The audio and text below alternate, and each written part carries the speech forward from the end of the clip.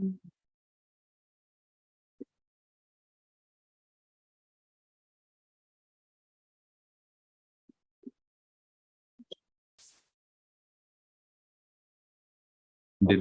are live on YouTube. Yeah, I'm waiting for this, but so far, I don't think we're getting it. And we're up on our site. We can start. All righty, good morning. Good morning and welcome to the second and last day of the Queens Borough Board budget hearing. Pursuant to section 241 of the New York City Charter, the Queens Borough Board is holding this hearing in order to establish our borough's priorities with regards to the mayor's fiscal year 2024 preliminary budget. The budget is shaped first by the preliminary budget, then the executive budget, and finally the adopted budget. I look forward to working with the mayor, the city council, and advocates on addressing budget shortfalls. I look forward to hearing from you all today. Individuals have already been notified what time they will testify. As a reminder, the allotted time for participants to testify will be as follow. Health and hospitals.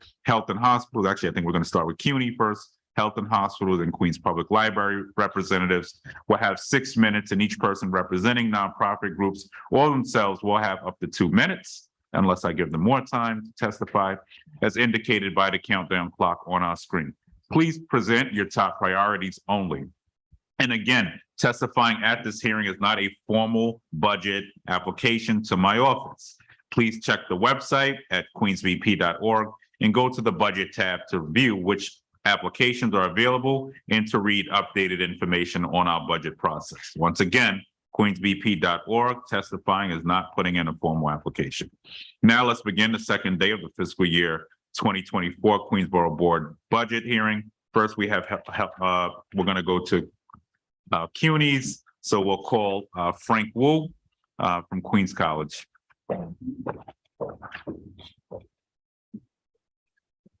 Thank you so very much and good morning. Before I start, I want to thank the borough president and borough leadership for last night's vigil. Many of our students attended, and it was such an important event to process just another traumatic moment of anti-Black discrimination. And we hope that, and we know under the borough president's leadership, that here in Queens we'll do better. So I wanted to say thank you on behalf of our students. Thank you. Our request is for 1.5 million. That's divided into two parts. The first is for our food science and management laboratory to renovate it.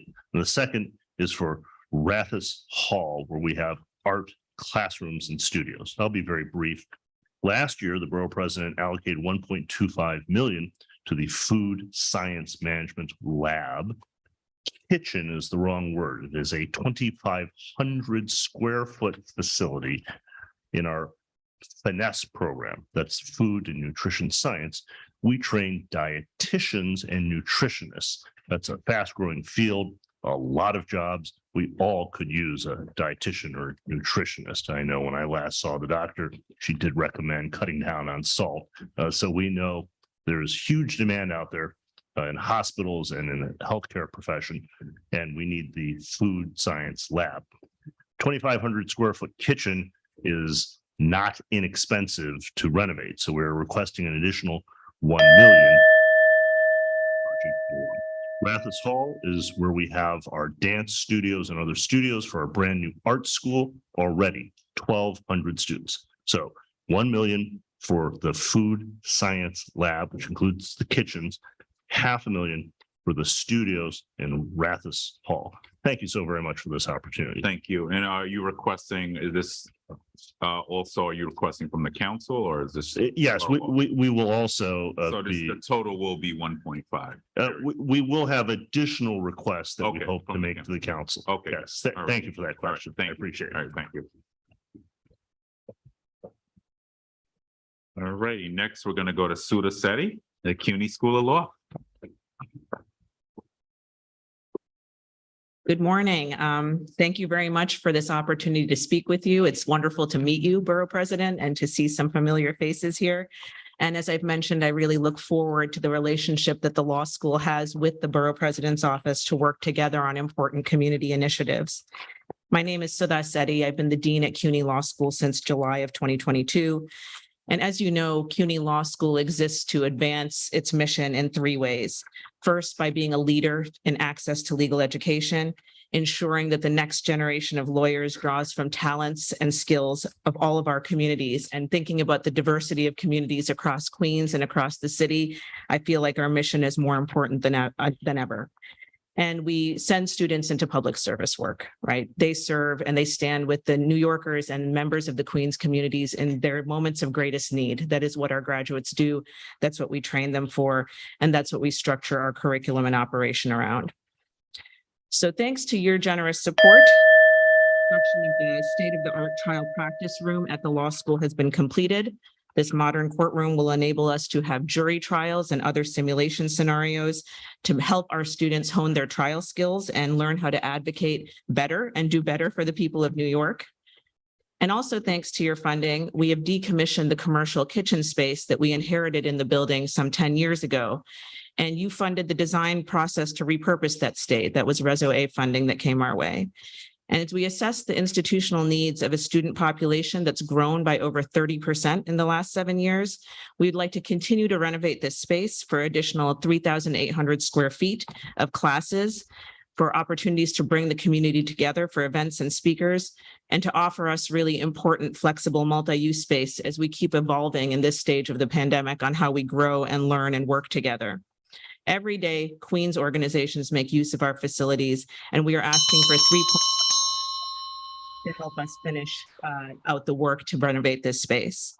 I'm happy to answer any questions, but we look forward to partnering with the office to get this work done. And this is, and I guess I would ask the same question which Frank just saw now. Alex. So this is in conjunction with the council, or this is just an ask for Borough Hall? So I think this, if I'm getting this correctly, it would be in conjunction with the council. Our estimate of $3.5 million is the entire cost of finishing the renovation of this space. All right, great. All right, thank you. Thank you. Thank you. I also want to say we've been acknowledged, but we've been joined by Councilmember Linda Lee on Zoom. Hi, Linda. Oh, okay. Oh, so we're running a little early. That's great. That's the way I like it. Okay.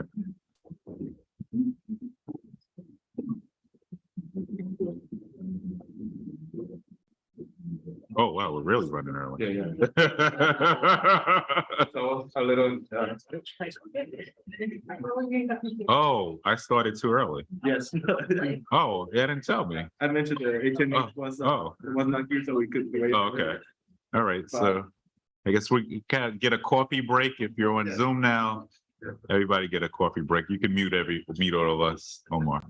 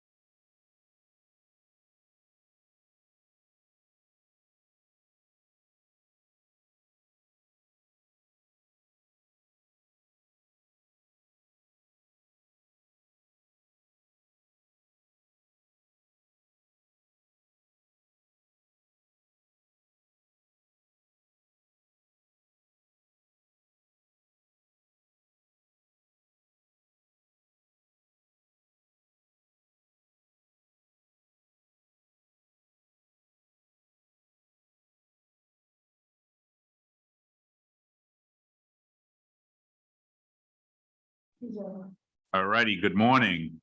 We now will go to Dr. Cynthia Mora of Forest Hills Visiting Neighbors for testimony. And we're joined by Councilmember Sandra Arnold.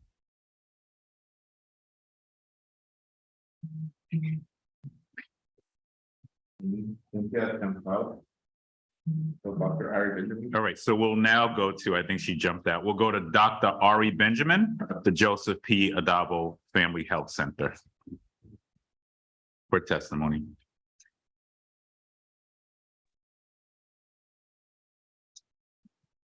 Hello, good morning. Are we starting? Yes, you may start. Oh, Maybe again. sorry. I was, can you give me 1 minute? I'm sorry. You know, it's beginning this soon. Okay.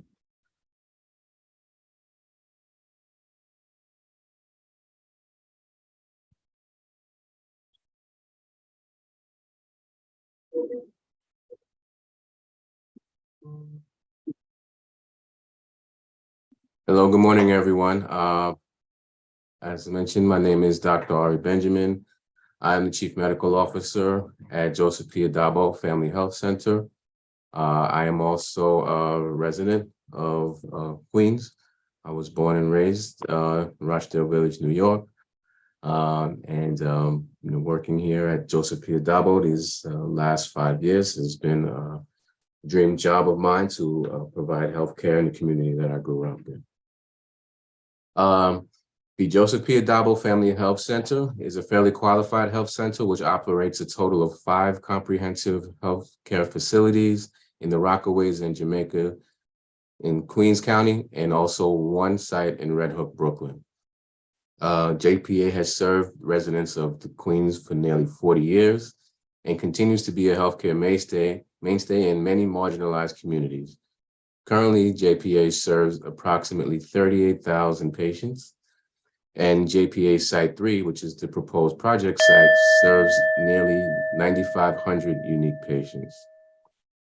As with all healthcare facilities, and most particularly FQHCs, the events of the recent pandemic years have taken their fiscal toll on JPA. Although continuing to meet these challenges, we are now slowly improving. The financial challenges are expected to continue into the foreseeable future. JPA has returned to its full capacity of patients and is providing a full complement of healthcare and social services. Assistance in the form of capital grant in the amount of $500,000 is essential to improve the current condition at the project proposed site for patients, providers, and healthcare staff. Our proposal is the Joseph P. Adabo Family Health Center proposes 5 necessary renovations to its Site 3 healthcare facility, which is located at 114-39 Sutphin Boulevard in Jamaica, New York. The project encompasses 1, a replacement of our existing roof over the entire premises, which is a critical and protective function of the building structure. 2, our dental area repairs and renovations, which will expand the ability to care for more patients. 3, replacement of a large air conditioning unit serving public and office areas of the premises. 4, replacement and reposition of elements of the current Joseph P. Adabo Family Health Center exterior and interior signage to modernize and improve the facade and areas of the building. And 5, to purchase and installation of new security doors for the premises. And I'll just briefly go into each of those. For the new roof, the 17,300 square foot building was initially constructed in 1996 and has been owned and operated by JPA since 2009. The existing original roof has been in place for nearly 30 years and is no longer fiscally sound or feasible to continue annual repairs. The disrepair of the approximate 9,000 square foot roof has become significant enough to impede normal functions of the building during inclement weather and needs to be completely removed and replaced at a total cost of $275,000. Renovation to our dental department. The dental department has one of the busiest care departments at the proposed project site and is in need of repairs and minor renovations to its existing space on the second floor within the building. This area of the building has been impacted by a poor condition of the roof. Necessary repairs include the repair of the ceiling due to the leaking roof, repairs to the current plumbing, relocating an existing door, which will expand to the current waiting area for patients and allow patients greater access to the waiting area and create a safer and more workable space for the desk clerk. The cost of necessary repairs for this is $70,000. The air conditioning unit. One of the major air conditioning units at the proposed location serves several key offices in the dental area and patient lobby spaces and needs to be replaced as it can no longer be repaired. This repair is clinical to the ongoing provision of healthcare in several locations in the building. The unit's current inability to function impedes the ability for staff and operations to continue uninterrupted. The new unit will be installed in the same location as the existing non-functioning unit, and the cost for this replacement is $100,000. Exterior and interior signage. Certain large signage elements, primarily on the building's exterior, are outdated and weather-beaten and no longer reflect the excellent healthcare available at JPA.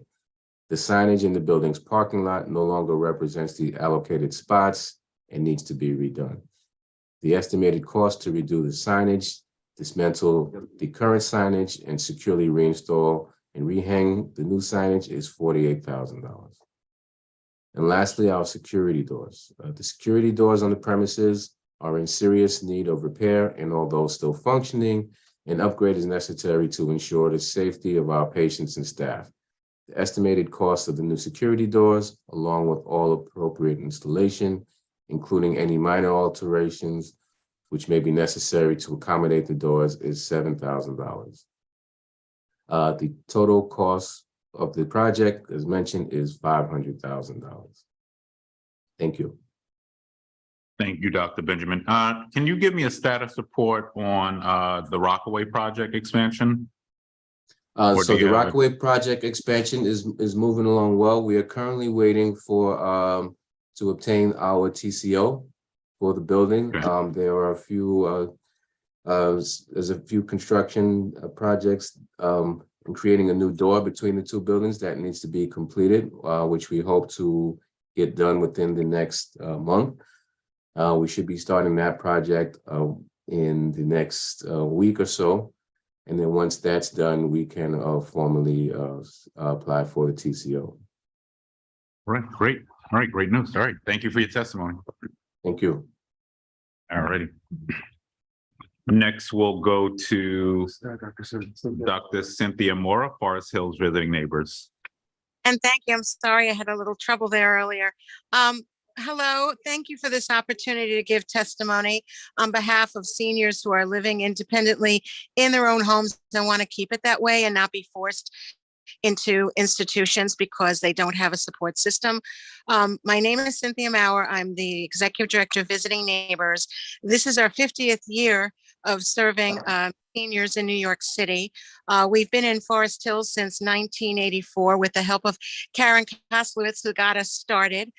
And basically, we're here to keep people connected with other people. A lot of seniors just don't have anyone.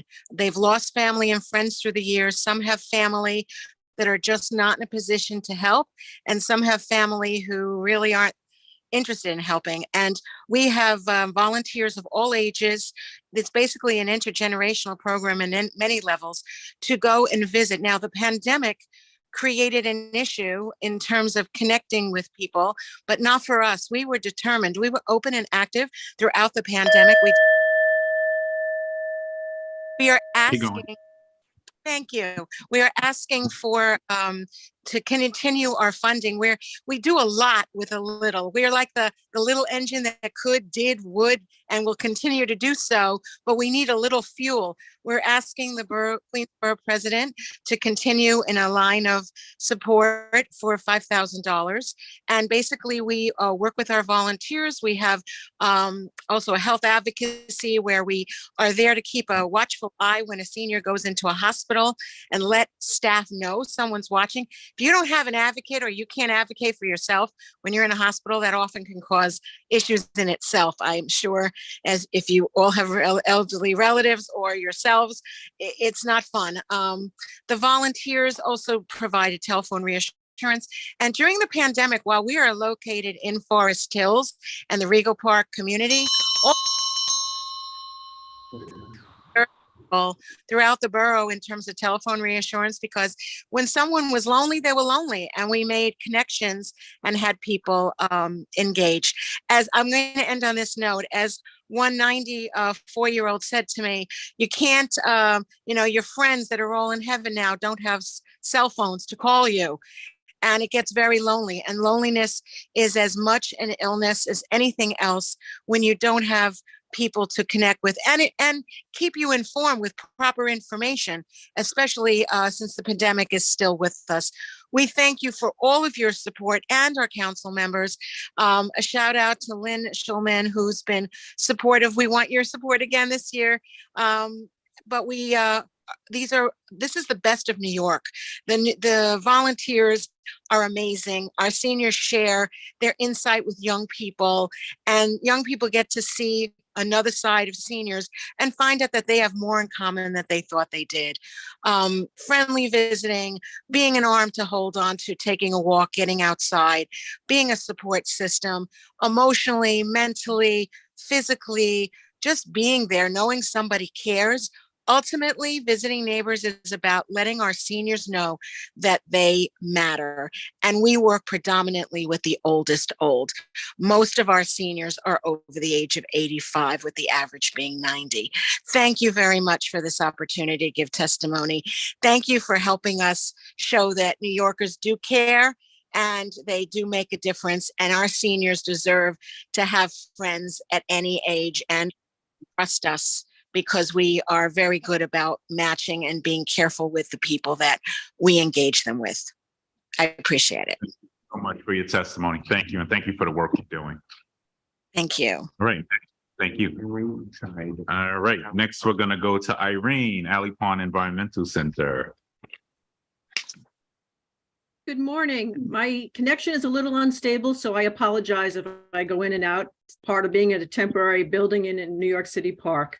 But we are very excited to be seeing the end of our temporary residency here and hopefully moving early this summer back into our brand new facility on Northern Boulevard. Pre-COVID, we saw about 84,000 people a year in our programs, from children as young as 12 months old on up through senior citizens, learning about the importance of the natural world around them and their part in it and in their part in saving it. We do this with a budget of around $1 million. We've been in existence for just over 50 years. We do have live animals here at the center that we welcome all of you to come visit. Admission is free, parking is free. Originally, we were asking to just maintain the level of funding that we have gotten over the past number of years. And we understand that, there will be some cuts coming and are willing to work with that. But our license agreement with parks is being negotiated, and they're asking us to take on some unit costs for parks. And we're having a hard time figuring out how to do that. Parks Department has told us just to go out and fundraise more. And certainly if we could fundraise more, we would have done that to begin with for our programs.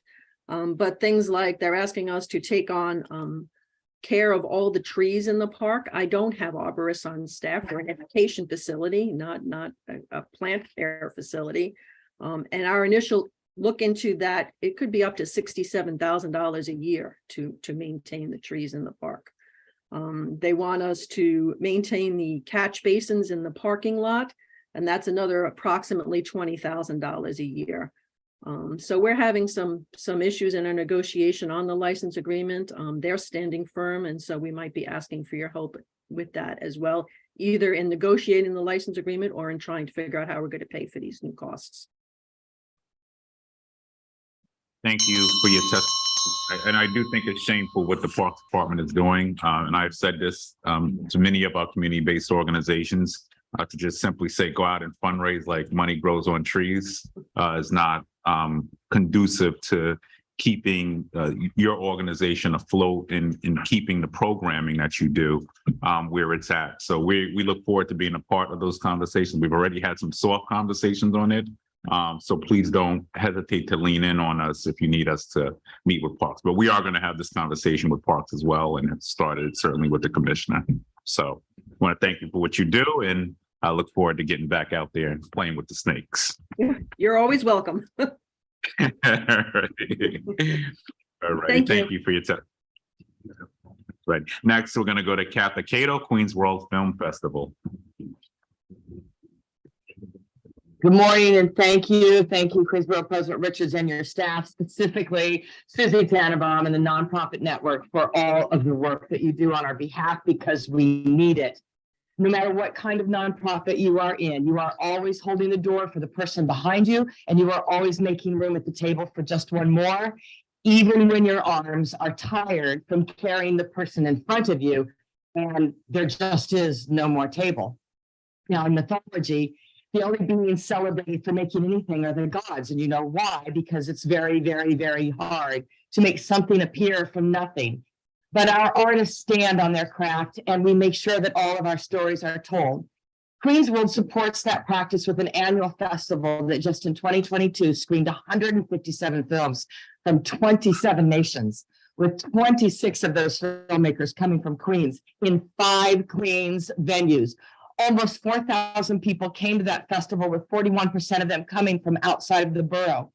We have an encore screening series that brings these festival films to people like the staff of the Elmhurst Hospital Center. We have a young filmmakers program that puts cameras in the hands of young people who haven't yet had the opportunity to consider themselves creative. We have the listening tour that brings the community together to tape our thoughts on hope and resilience. And it's hard.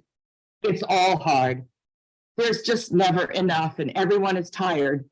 Yet nonprofits just won't stop building those tables, and we won't stop building those doors into community. And I know that you're going to do the right thing by all of us, because I know that you know it is the art of living, just as it is the art of governance. So I'm asking for a small amount, and I'm just advocating for the field today. And I want to close with what we say before every screening at Queens World. And I always cry, so excuse me. From the beginning of time, we have gathered in the darkened caves around the flickering light. There are stories. We've upgraded the caves, and the flickering lights are now zeros and ones. But the impulse to gather remains, and it is in that shared laughter and in those shared tears that we understand and come to know. They is us. Them is we. And I'm just another you. Thank you for everything that everybody is doing. Drink a lot of water. It helps almost everything. Thank you, everyone. Thank you. Thank you. What was your ask? I believe that I put 3,000 in. It's very modest. We want to increase the listening tour to get out into the Asian population, because their voices have not been heard in this discussion on hope and resilience. Agreed. Love your shirt, by the way. Thank you so much. Fashionably correct. I mean, thank you for everything. You're after Thank my you. heart now, you know, like now we can't forget this funding request. But thank you so much for the work that you do, and we'll see you out there, and look forward to continuing to work with you. And you're right, art culture never closed during this pandemic. Thank you. Right. We will see you in Queens. See you in Queens. All right. Next, we got Fadia Mahama, Community Point Queen. Common Point Queens. What did I say? Oh, sorry. Common Point Queens. Hi, good morning. Good morning. Thank you so much for having me here. It's so great to see all of you. So my name is Fadia Mohama, and I am the Senior Director of Strategy and Workforce Partnerships at Common Point Queens. Our CEO, Daniel Allman, sends her regrets that she was called away last minute and can't be here today. Thank you to the Queens Borough President, as well as the members of the Queens Council delegation for supporting our important work. We cannot do this without you. For more than 60 years, Common Point Queens has provided a comprehensive network of social services to stabilize, enhance, and preserve the quality of life for residents of Queens. From our 5 flagship locations, the Stanfield Center, the Little Neck, Central Queens and Forest Hills, the Silver Employment Hub in Elmhurst, the Bay Terrace Pool and Athletic Center in Bay Terrace, and our newest site, the Youth Opportunity Hub in the T Building in Jamaica. And over 60 satellite locations, we serve in excess of 65,000 people. We offer evidence-based, engaging, and effective programs to provide a full range of high-quality, accessible programs and services for people of all ages and abilities. It is a particular point of pride that our program participants and staff mirror the diversity that is in Queens and represent the multitude of languages and cultures that make our borough the best.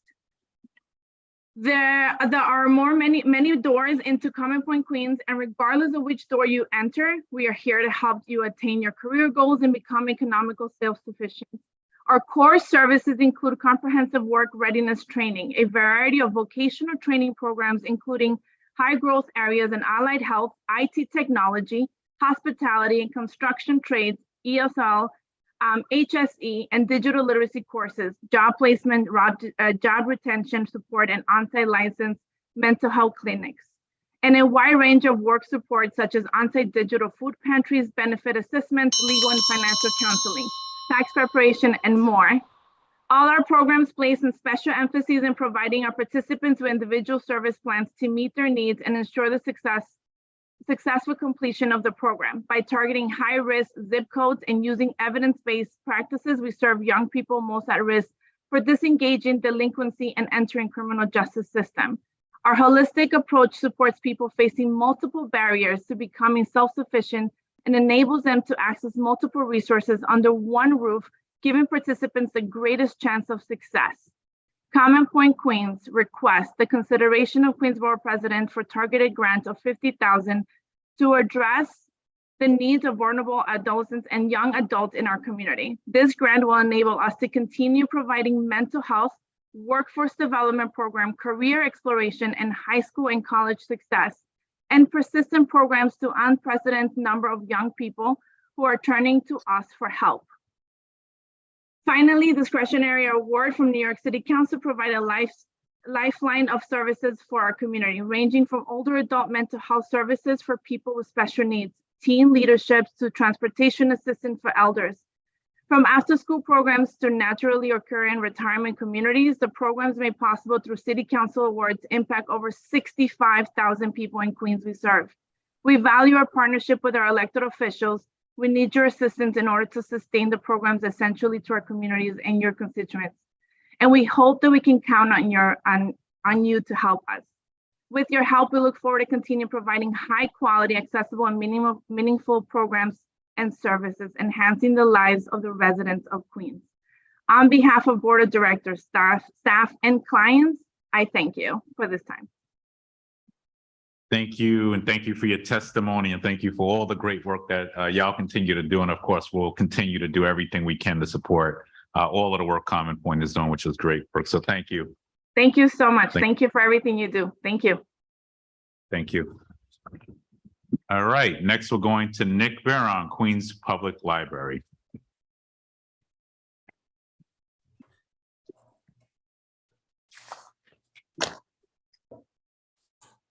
Good morning, everybody. Morning. Good morning. I am Nick Veron, Chief Librarian of the Queens Public Library, and on behalf of President and CEO Dennis Walcott, it is a pleasure to be here to provide testimony to the Queens Borough Board. Thank you, Borough President Richards, council members and members of the board, for the opportunity to provide you with the library's budget priorities for the upcoming fiscal year. The past 3 years have been challenging, not just for QPL, but for all who proudly call Queens their home. After closing our doors to slow the transmission of COVID-19, our dedicated staff embraced new methods for interacting with customers, expanded our digital platforms, and drawing on their creativity to conduct virtual book talks, story times, and trivia. From the Go service to serving as a COVID-19 testing and vaccination site, you have stood by us, whether it has been to amplify our services or partnering for strategic initiatives. With our deepest and sincerest gratitude, thank you for standing by the Queens Public Library. Last year at this hearing, I announced that the Queens Public Library was reinstating in-person programs and services while simultaneously continuing our virtual programming. Families returned from STEM activities, inspiring coding, visited to learn new computer program languages. Older adults joined our weekly wellness classes, among other popular offerings. Programs continued on our digital platform, and including our QPL Baby, New Mamas to virtual support groups designed to bring in resources to support directly to caregivers with infants from 0 to 12 months old. Overall, in 2022, our combined in-person and virtual programming attendance doubled from the previous year to over 628,000 people. We have a full calendar planned for this year and the months ahead, along with the Brooklyn and New York Public Libraries and various cultural institutions in New York City. We will be celebrating 50th anniversary of hip hop, programming an event honoring the pioneering genre. We look forward to sharing more in the near future. May I continue, Borough President? Yes, you may. Thank you very much. Much appreciated. As students begin the That's how school much year, I love libraries. I beg your pardon? That's how much I love libraries. Oh, I know you do. Thank you again. As students begin the school year, all QPL locations were offering universal 6-day service from Whitestone to Auburn, Ridgewood to Glen Oaks. Our customers increasingly visit our local libraries. Throughout all of our branches, the libraries had more than 4.8 million visits, and our physical and electronic circulation surpassed 7 million. When compared to the previous calendar year, our Wi-Fi sessions increased by 77%, and new library cards grew from 30,000 to over 66,000.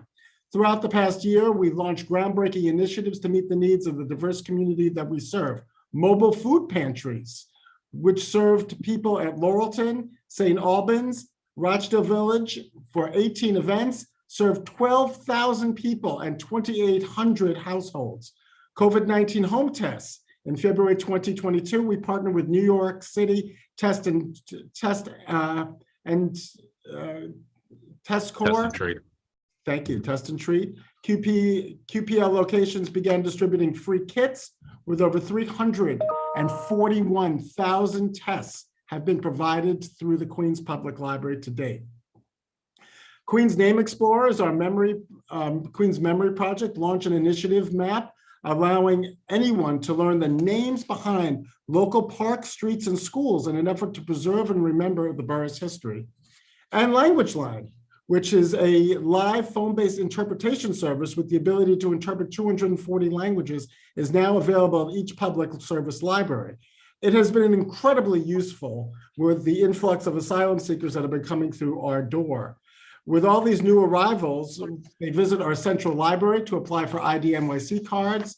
Our staff volunteer their time to provide interpretation services to answer questions and provide assistance to the application process.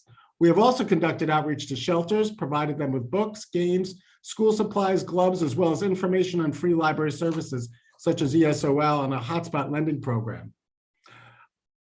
The library has come a long way since we initially closed our physical buildings in 2020. Unfortunately, despite the extensive efforts of the past 3 years, Queens Public Library is facing substantial cuts. This fiscal year, QPL had a mandatory $3.9 million cut from our operational budget, and an amount that we were able to address through staff vacancy accruals. But earlier this month, the mayor released a fiscal year 2024 preliminary budget, which proposed a $5.9 million reduction to the library's budget. This proposed cut, combined with the potential loss of $4.38 million from the New York City Council's library initiative, totals over $10 million that would undoubtedly have dire consequences for our operations, which will be felt system-wide. We have more than 900,000 square feet of library space, and it is aging every day. This upcoming fiscal year, our brand new state-of-the-art Far Rockaway Library will open to the public, as well as the Broadway Library, which is undergoing an interior renovation that will bring a whole new computer center there. In the years ahead, the borough will see a new Regal Park Library facility, as well as an expansion and renovation of our Bay Terrace, Jackson Heights, Auburn Libraries, and new Douglaston Library. While we look forward to celebrating these momentous occasions, we have a long road ahead. QPL has a capital need of $202 million over the next 10 years to ensure that the portfolio provides the communities of Queens with functional libraries dedicated to the future. Of this, approximately 600 million is currently needed in fiscal year 2024 to address the forecasted funding deficits and projects that require immediate attention. If we do not properly maintain or replace our critical infrastructure, such as boilers and roofs, it will be increasingly challenging to keep our buildings open and to ensure the safety of our customers and staff. Finally, at Queens Public Library, we seek to transform the lives of anyone who walks through our doors or visits our digital platform by providing free access to knowledge, resources, and opportunity. At a time when the public is counting on us more than ever, we are at risk of receiving significantly less support and consequently unable to provide the full extent of our services. In order to combat these cuts, the assistance of the Borough President's Office, our community boards, and community advocates will be needed to amplify the message that libraries are the backbone of every neighborhood in Queens. We respectfully request your continued financial support, especially in relations to our capital needs, as well as your voice in uniting against the drastic cuts to our operational budget. Thank you, Borough President Richards, for allowing Queens Public Library to testify today. Thank you, Nick. And of course, you have our overwhelming support in keeping services. If anything, we should be enhancing services, especially with the influx of asylum seekers in our borough, especially who are going to be in need of a lot of these services. And I know libraries are open to everyone, they're a democratic institution, and we will do everything in our power to continue to fight these cuts. So we look forward to rallies and other things as we move into the fiscal year further. Let me just a quick few questions. So definitely have our support, like I said, on fighting cuts. So one of the things we continue to hear through our travels are the challenges around starting construction on fully funded libraries. How are we going to do better specifically this year? So for instance, Regal Park Library continues to be brought up to us. I'm interested in knowing, have we made some progress on Left Rack's library? And then I heard there was some hiccups with the Far Rockaway Library that's going to prevent it from opening. So do you have any status reports on any of these? And if not, we should meet pretty soon because, you know, even in, you know, we hear from colleagues as well, just not happy that many of these projects are not moving and you're coming back for more capital. So, you know, if you want us to put in more, it feels like the money's going into a black hole at this point, unless DDC is slowing things up. I mean, we just need to know what's happening that's preventing many of these projects from moving forward. Well, Borough President, I absolutely understand the frustration that does come with this. Does seem like something that we talk about every year. So, you know, I'll just start off by saying that we are beholden to the Department of Design and Construction. And so, as you know, Queens Public Library doesn't build buildings, so we're on somebody else's schedule, but yet we're the ones that have to go out when there are delays. That being said, we're hoping that the new blueprint that DDC and the city have come up with will be able to start reducing that timeframe a little bit more, and that will, needless to say, have a need for less money if there are delays. So I'll address the libraries that you had mentioned. So you had mentioned Regal Park, and that is still on track. As far as I know, it is on track right now. When you're dealing with a 7 to 9 year project line, you're always in process. So that is moving ahead.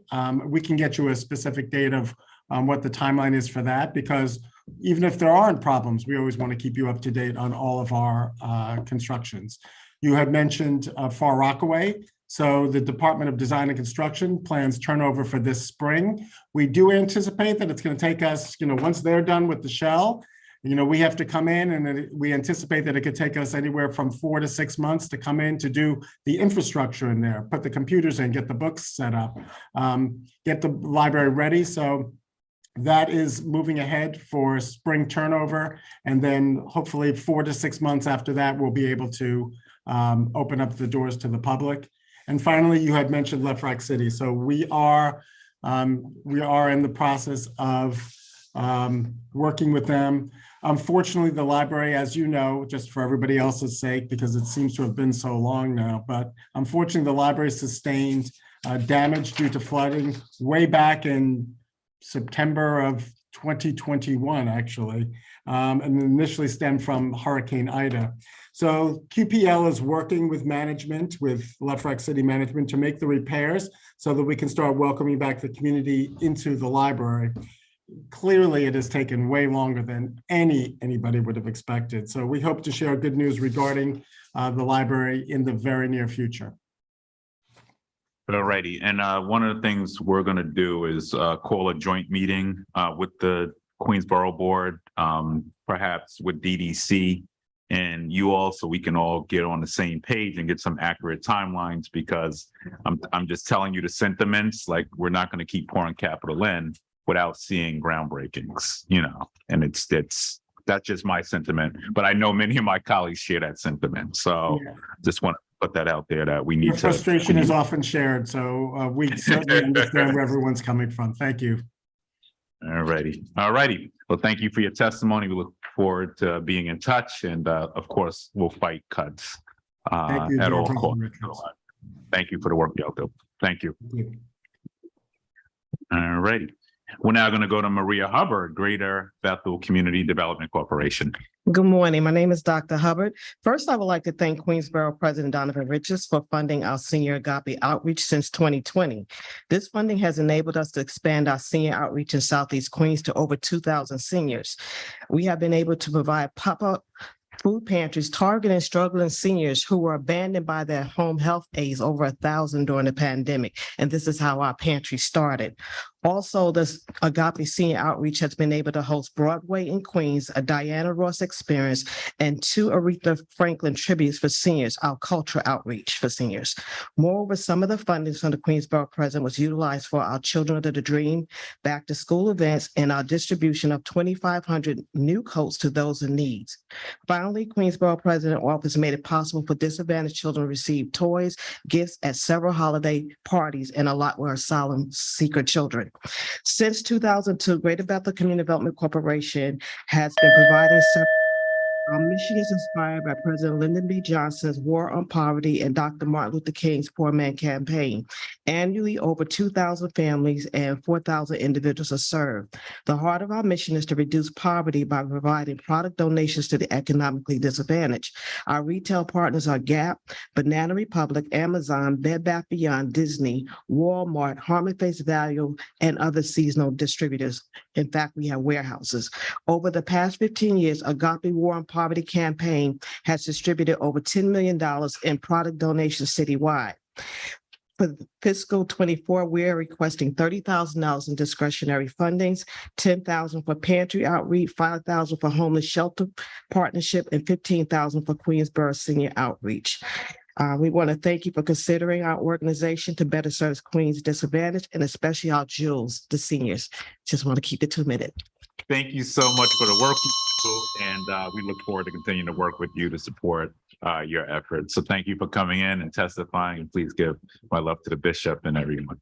I'm not from Greater Bethel. Oh, okay. Oh, yeah, exactly. I'm a nonprofit. Oh, you're a nonprofit. And that's arm. the Okay, confusion got it. that we've had. Oh, I That's why see. we are now in the midst Okay, of got changing to Agape. Okay, got it. Okay, got it. And I And want you to also something. thank you for your mental health outreach, which we have started with seniors, and we have, because of the fact that they had to use insurance cards, they didn't go that way. Because I know your passion and the fact the need is there, we went into reaching out to colleges where we have those who are going for their doctors and need an internship. So we started last week, and we're looking forward to also having Miss Ebony Young come in as well, because we need extra help. Okay.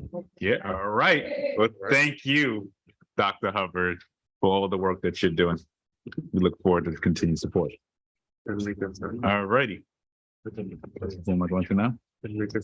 Enrica Saka, Plant Powered Metro New York. Thank you. Good morning. My name is Enrica Saka. I have been a resident of Astoria my entire life. The Queens community has always been my home, and I'm here today to ask you to make budget priorities that recognize the power of food in changing our neighbors' lives and helping everyone live with vitality and dignity. Our borough's budget must focus on services and projects that make health promoting foods the default option and also increase our collective literacy in evidence-based nutrition so that more Queens residents can be informed consumers. Here and around the country, we are surrounded by chronic disease, high blood pressure, diabetes, cardiovascular disease, cancers of so many varieties, autoimmune conditions, and more. We take these for granted, chalking it up to bad genes. I suffered with colitis my entire life and believed from childhood that it was something I would have to deal with. When I learned that whole food could be my best friend in healing colitis, I experienced with eating a whole food plant-based diet and reversed all of my symptoms. No longer did I have excruciating intestinal pain and diarrhea, and my sleep improved dramatically, allowing me to have 8 hours of uninterrupted sleep.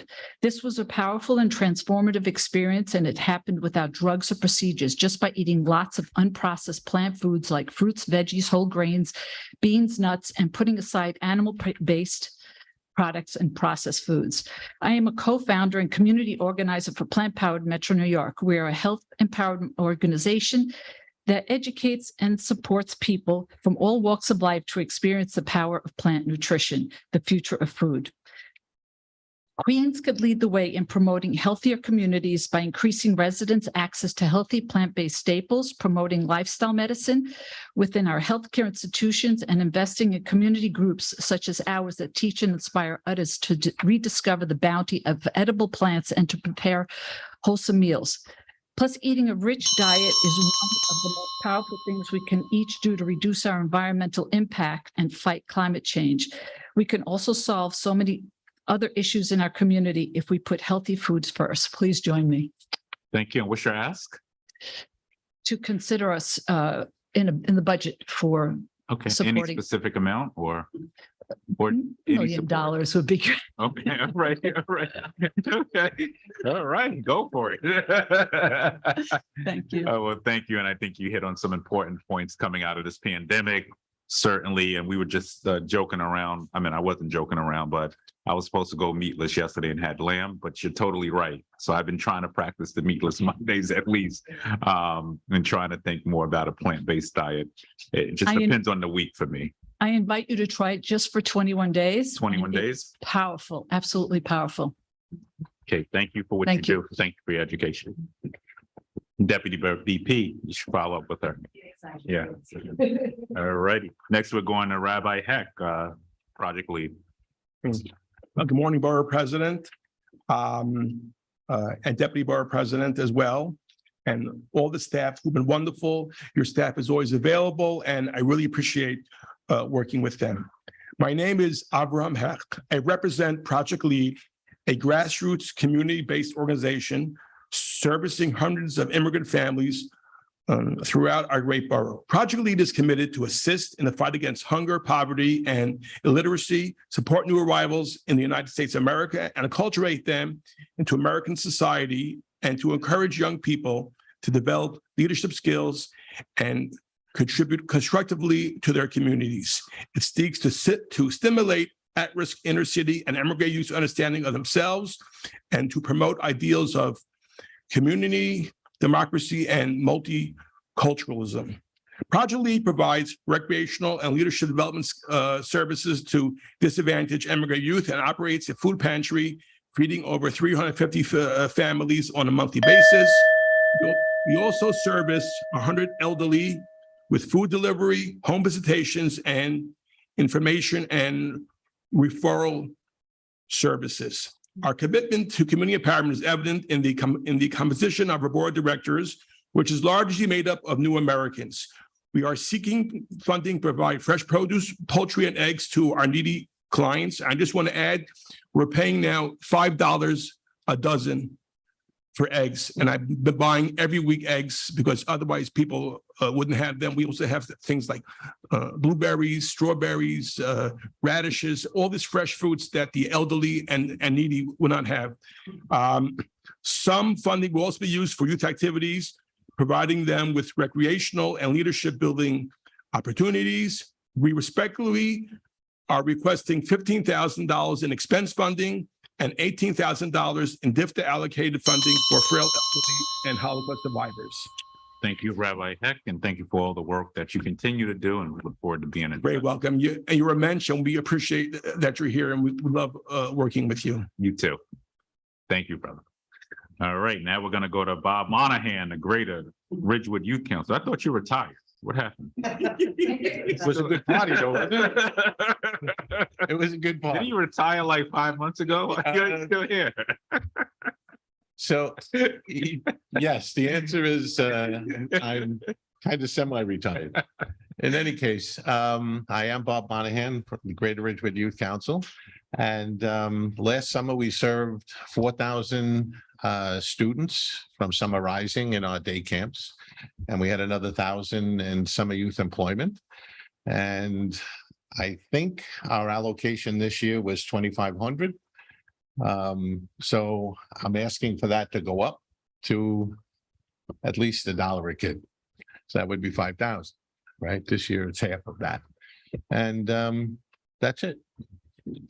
Thank you. Well, I want to thank you for the Thank work you that for you everything. seriously do, and for all your support for the most neediest kids in our neighborhoods across Queens, and for just all of your support. And joking you retired, I heard that you work hard actually when you retire. But I want to thank you for the work that you do, and we certainly will take that into account as we move forward. Thank you very much. All right, thank you. And thank everybody at the days. Thank you. Thank you. Okay, so then we're going to, okay. Karina Concord Gutierrez. Okay, Karina Kaufman Gutierrez, Street Vendors Project. Oh, excuse me. Oh, you're gonna go, oh, she's going at the end. Okay. Engel.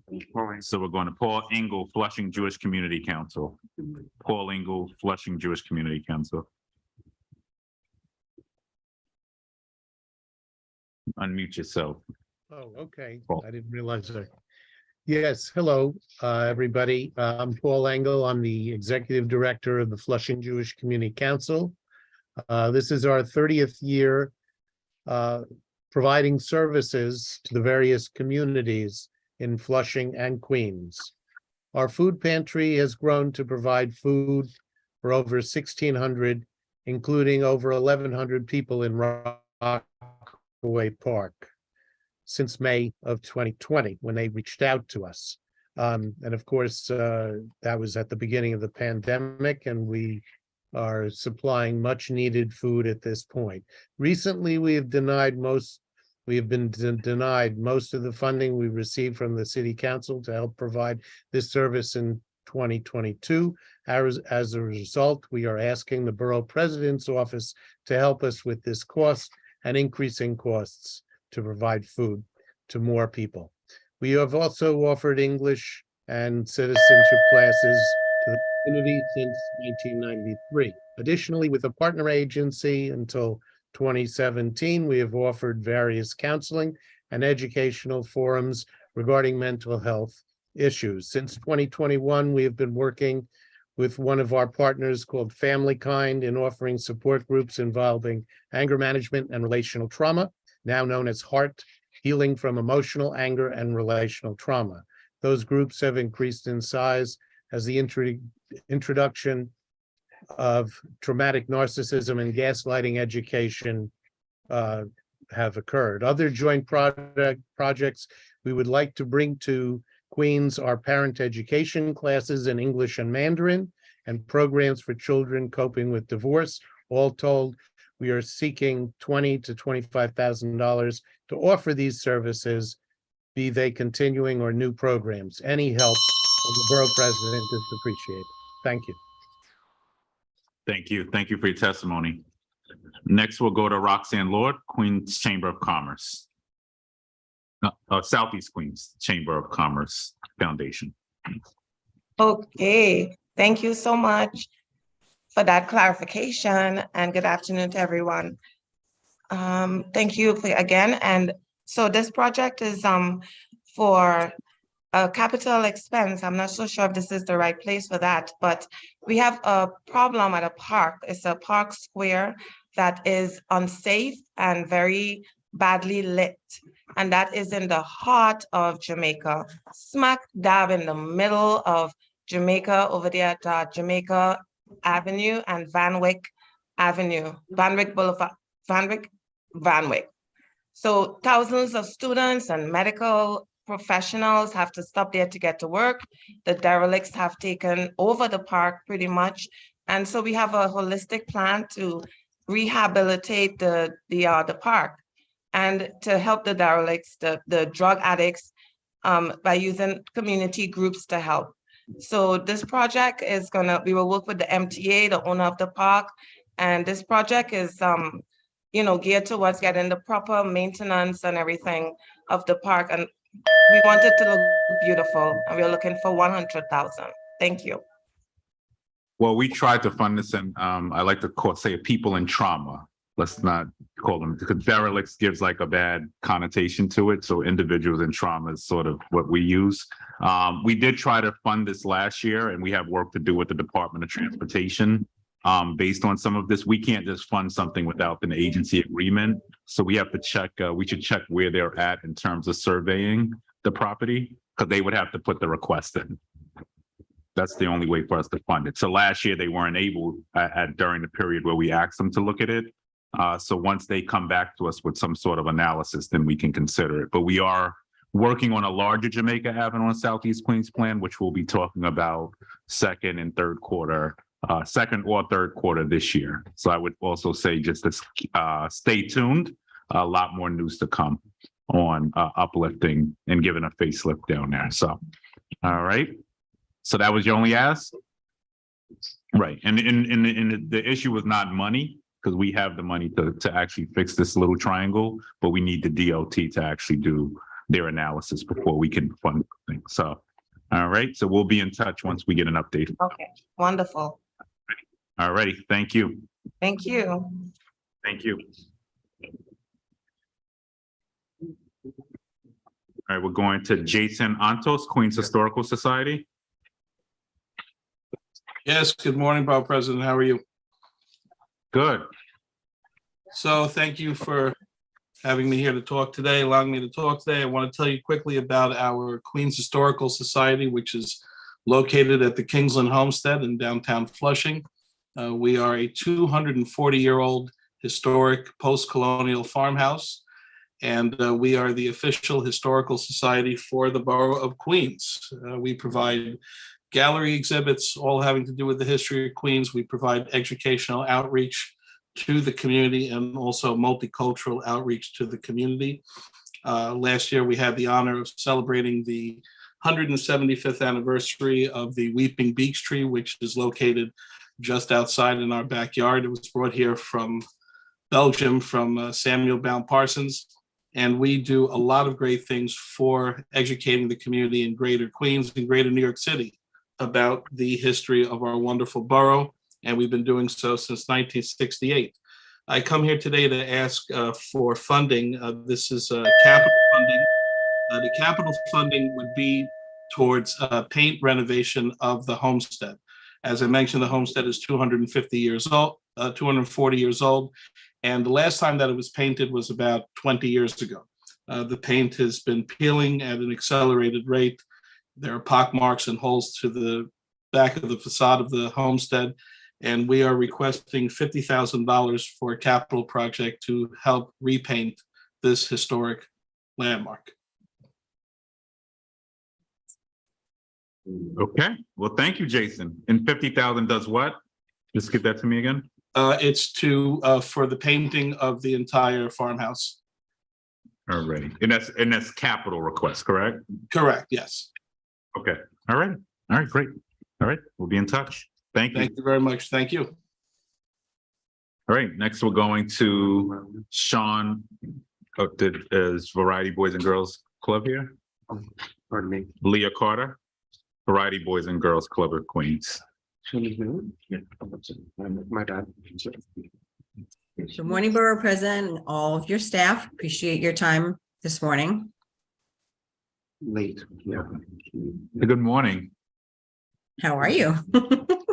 Great. I'm loving the design behind you. Thank you, sir. On behalf of the Variety Boys and Girls Club, my name is Leah Carter. I'm the Chief Advancement Officer. The Variety Boys and Girls Club of Queens has been a staple in the Western Queens community for over 65 years. We've existed as a 30,000 square foot community space, a safe space for the youth of Western Queens. From the time gang violence was so prevalent in the 1950s and 60s that our founders created this space in the first place. We continue our fundraising efforts to develop a new and improved state-of-the-art clubhouse that will span nearly 120,000 square feet to broaden our reach to the ever-expanding residential community and the families that need us. We see over 4,000 kids throughout our clubhouse space and our sister sites in the schools that we have after-school programming. And there is a need based upon the ever-growing community around us to expand our existing building, to knock it down and build a completely brand new one. For over 65 years, Variety's been an anchor in the Astoria and Long Island City communities, offering children a safe haven to grow into tomorrow's leaders, as noted by the nice blue ball over my shoulder. That will be our new planetarium that will be built with the new construction. Since opening our doors, we've upheld our founding mission, which is to enable young people, especially those who need us most, to reach their full potential as productive, caring, and responsible citizens. Many members of this presentation and other community groups and not-for-profits in the area know us well. We've been here for forever.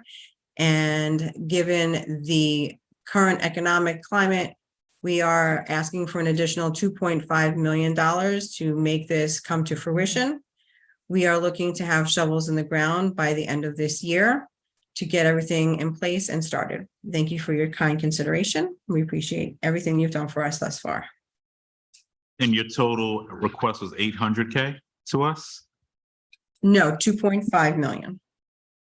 Oh, 2.5 million in capital. And that does that also include, is it total ask also in combination with the city council, or just the 2.5 ask for us? Or will you have 2.5 is additional? for you, sir. We will ask for additional monies from others. You're going to ask for additional money from the council, you said? Yes, sir. All right, just want clarity on that. Okay, all right, thank you. Thank you Please very send my much. love to Costa, my brother. As always, sir. As always, thank you so much. All right, thank you. All right, next we'll go to Sean Lally. Lily at St. Mary's Hospital for Children. Borough President Richards, nice to see you. And I just want to extend deep appreciation on the part of our entire community to you and your staff for your ongoing support as we navigated the pandemic and these trying times. I'm Sean Lally. I'm the Chief Quality and Strategy Officer at St. Mary's Healthcare System for Children. For those who don't know, founded in 1870, St. Mary's has been serving New York's sickest and most vulnerable children for over 150 years. Our skilled nursing facility in Bayside, Queens remains the only freestanding post-acute children's hospital in all of New York City. Each year, hundreds of medically fragile children from throughout the 5 boroughs come to St. Mary's Hospital to receive long-term care they so desperately need. This year, we're seeking $67,000 in capital support to support the purchase of a 10-passenger vehicle that will support our underserved families and patients and their families. So for many of our parents, traveling to our location is an insurmountable challenge given where we are in Bayside.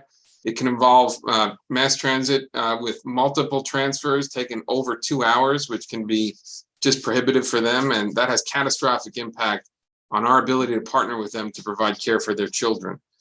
Additionally, many low-income parents simply cannot afford the additional transit expenses for themselves and their healthy children, siblings of our patients, as they come to visit.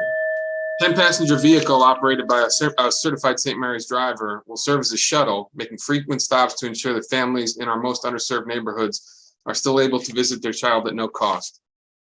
So thank you so much for your consideration of this request. Thank you, and thank you for the work you're doing. I was so touched during my visit to your institution, and I want to thank you for all the work you're doing for underserved communities and for children who really do need the assistance. And it's not, I don't forget what you're doing. So thank you for your ask, and we look forward to being in touch. Thanks to you and your staff, Borough President. Appreciate it. Thank you. Micah Dicker, Center for the Integration and Advancement of New Americans.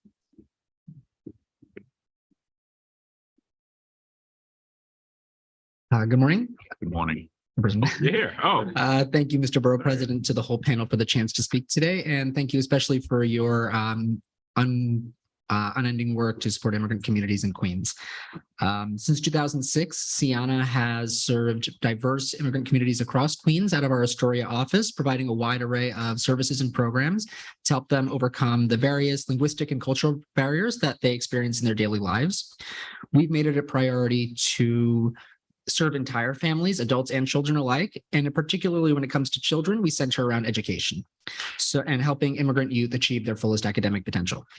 Prior to the pandemic, we hosted an in-person tutoring program at our office, a homework help tutoring program, where multicultural, diverse families from across Astoria would come to our office. Children would get homework help from a volunteer tutor. But then when the pandemic began, we obviously had to make it virtual. Prior to the pandemic, there was also a monthly fee. Now it is free and continues to be virtual. Students now receive one-on-one homework help with a tutor. In many cases, one student with one tutor for weeks, if not months at a time, something that was not guaranteed for the pandemic. And we want to take the successes we've had virtually, the high attendance rate, the improved grades, the improved test scores that we've heard from parents who hear from their children's teachers, and create a community tutoring homework help center with funding of $25,000. The bulk of the funding will go towards hiring part-time paid tutoring staff. Currently, it is seen by our education director with mostly volunteers. But we feel that bringing on 5 tutoring staff, paid staff, will ensure that there is regular, consistent in-person support, something that we found in the past we can't always guarantee with volunteers. Funding will also ensure that our program remains free. Like I said, there was a fee before the pandemic. Now it is free. This is consistently one of our most in-demand services from parents, and we don't want to turn anyone away because of financial obstacles. And it's very hard to come by this kind of in-person individualized help is hard to come by at low cost. So we really hope you'll consider our request. Are you Thank seeing so any much. children who are asylum seekers? as well? It can include asylum seekers. Okay. It can include of all backgrounds. Okay. Thank you. Thank you for your work. Yes, thank you. All right, next we're going to Lorraine Gonzalez, Forestdale.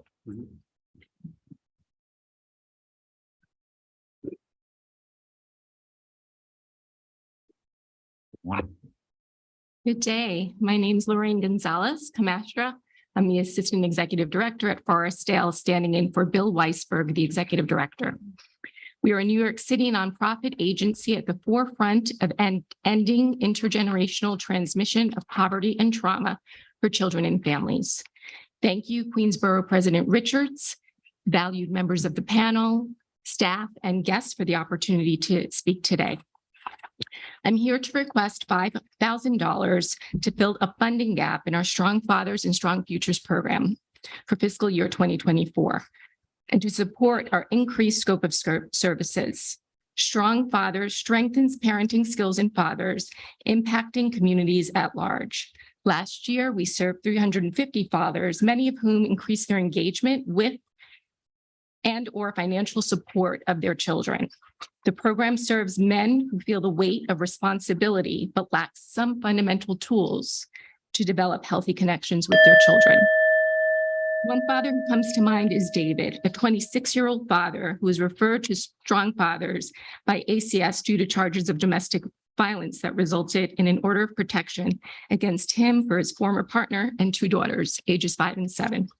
Over the course of 6 months, David completed workshops in parenting, anger management, and domestic violence. He was granted supervised visitation with his daughters upon graduation, which progressed to him gaining joint custody. All of Forestdale's programs facilitate the development of individual, family, and community strength. In large part, these programs remain because you, the Queens Borough President, and the New York City Council have stepped in to fill funding gaps needed. We thank you for your past support, your attention today, and we look forward to working with you. Thank you so much, and thank you for the work you're doing, fathering and focusing in on fathers. Thank you. Look forward to continuing to work with you. Sami Abu Shamay, Flushing Town Hall, right on time. Thanks. Nice to see you. Nice to see you all. Thanks for the opportunity to testify. I'm Sami Abu Shamay, Deputy Director of Flushing Town Hall, and as many of you know, for the last 44 years, Flushing Town Hall has served the people of Queens and New York City with extraordinarily diverse arts programs, celebrating the rich cultural heritages of the many immigrants in our borough. We haven't put in any capital requests for the last several cycles due to the delayed progress of existing funded projects, especially during the pandemic. This year, we're back with a total request of 3.12 million toward the restrooms renovations project, broken down as follows. We're asking 1.56 million from the Queens Borough President, 780,000 from the New York City Council, specifically our council member, Sandra Ung, in Flushing, and 780,000 from the administration. The restrooms have not been upgraded since the completion of our original restoration of Flushing Town Hall in the late 90s, so it's been about 25 years.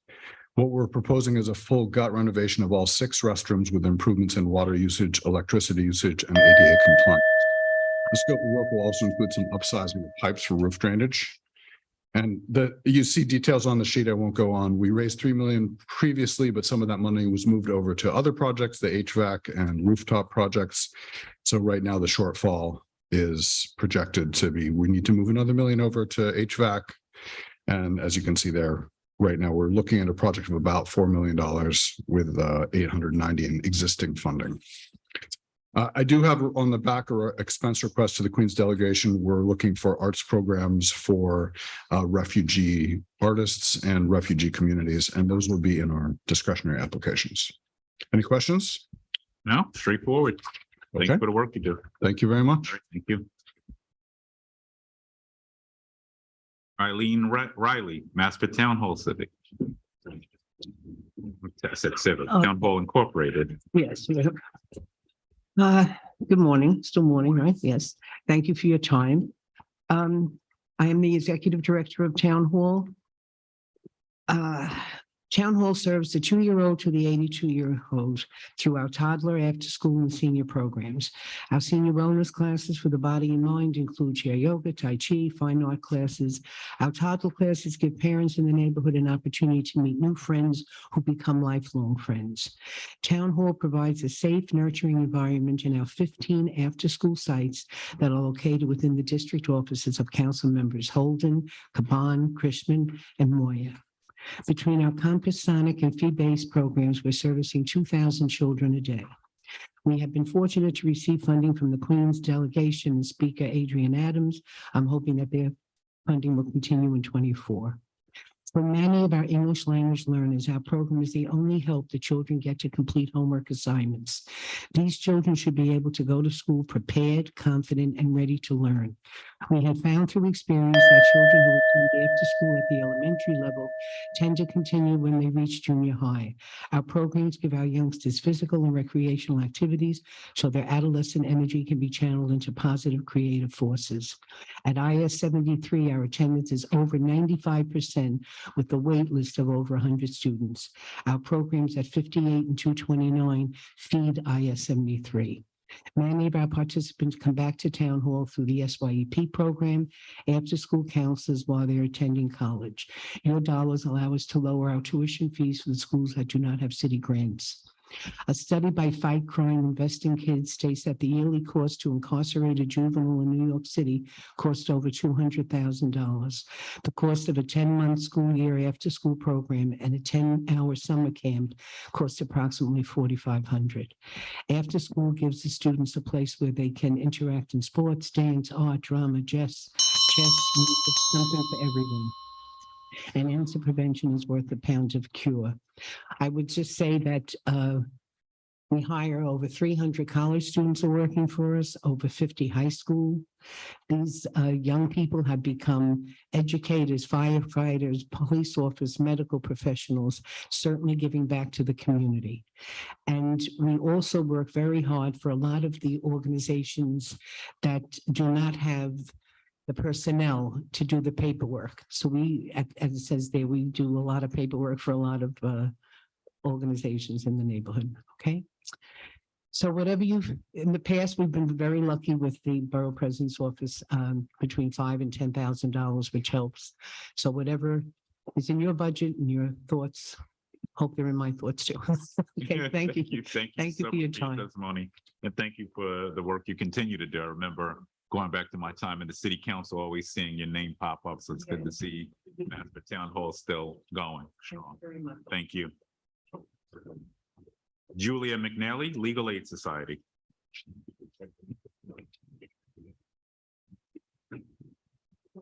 You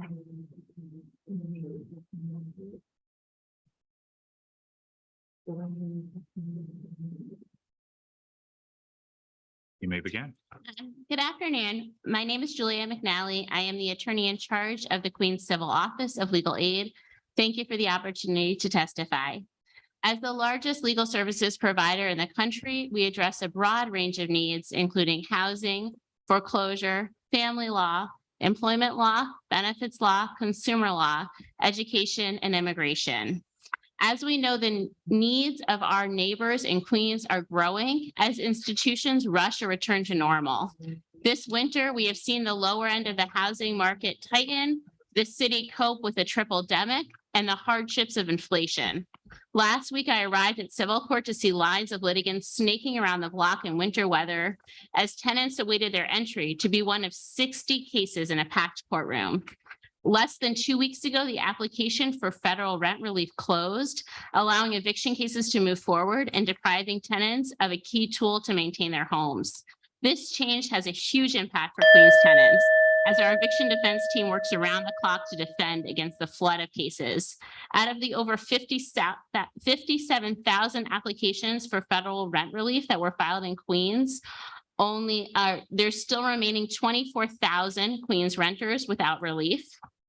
Just since November of 2022, over 2,000 non-payment cases were filed in Queens, driving an overwhelming need for eviction defense lawyers. These changes also mean that our benefits attorneys are advocating to agencies stretched to the breaking point as they become the only avenue for rental assistance, requiring a tremendous amount of advocacy and intervention. The low wage and service workers, survivors of domestic violence, non-citizen communities, and small business owners that legal aid represents are central to New York's ability to recover. But so often the investment our clients put into the city is not returned with an equal investment in them and their families. We're challenged by shrinking funding when we need it most. We ask for your partnership and we thank you for your continued support. Of course. And let me ask you, what are you seeing on, are people applying for one-shot deals? Oh, absolutely. How's that process going? It's very, very slow. The need is overwhelming. The workers from HRA are completely overwhelmed because of the flood of one-shot deals that need to be processed in light of the ERAP portal closing, and because the amount of arrears that are being sought are much higher than we've seen in the past, because our clients are still suffering from the economic impacts of the pandemic and inflation. So HRA workers, between that and processing city FEPS applications and state FEPS applications, are completely overwhelmed. And we're seeing waits that we've never seen before for processing. And we're seeing evictions taking place while there's a pending application for one-shots. What has the increase looked like in Queens courtrooms around evictions? The number of evictions, I don't have offhand data on the number of evictions, but what I can tell you is that since the ERAP portal just closed, as I said, less than 2 weeks ago, that removed a really important tool that tenants had to put their eviction cases on hold. Right. And every day I'm having people, and I'm in court, I have people come up to me with marshal's notices. So that sort of cliff of eviction fear that we've been worried about, that's what I think is going to be upon us very shortly. Now that the ERAP portal is closed and tenants no longer have that tool. And the court is rushing the calendaring of cases. So they're saying, okay, you know, we were putting 20 cases on a day during the pandemic. Now we're up to 60. And so when there's more eviction cases scheduled, that's going to lead to more evictions. And are you seeing a specific amount of evictions in the concentrated areas? The areas that have historically been most vulnerable are particularly in Far Rockaway, and then a couple of zip codes in Flushing that I would say are among the most vulnerable. Wherever there's unregulated housing, we worry about evictions. Also, NYCHA, which had not been evicting people during the pandemic, is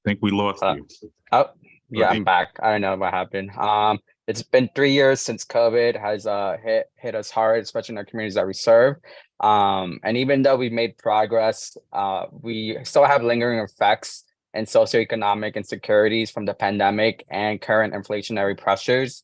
Luckily, our staff, our partners, and elected officials, we were able to make some progress last year. And we touched almost 9,000 households through outreach, advertisement, and community programs. Last year, we educated and counseled 2,700 low to moderate income neighbors regarding home ownership, purchase, budgeting, credit repair, foreclosure prevention, home rehab, rental assistance, and workforce development. In terms of home ownership, we counseled 93 households, and 80 actually graduated from our online home buyer education classes, and 33 actually were able to achieve their home ownership dream, and assisting them with securing over $8.5 million in affordable mortgage financing. We assisted 60 distressed homeowners in foreclosure prevention. And like I mentioned, our workforce development program, we've over 700 job placements. And yeah, again, nonetheless, this work is really hasn't been able to be possible without the help of our partners and elected officials. And that's why I'm here today to continue to ask for assistance and being able to help fund our programs from our homeowner services, which include foreclosure prevention and emergency home repairs, particularly for seniors for $30,000, financial coaching series for $10,000, and our housing for all tenant services $10,000 for a total of $50,000. And additionally, as some of you may know, we've been embarking in a capital campaign for our new office space. And we're submitting a 1.4 million capital request as we secured funding through the Office of Assembly Representative Ocasio-Cortez for the purchase of the building, but we'll still need funding to cover the cost for renovation and moving costs. But I want to thank you for the time and commitment for the issue of community development and investment in the Great Borough of Queens. I want to thank NHS of Queens for all of the continued work and partnership, strong partnership with our office, even coming through Hurricane Ida. I really want to thank your organization for being on the ground, being committed to residents.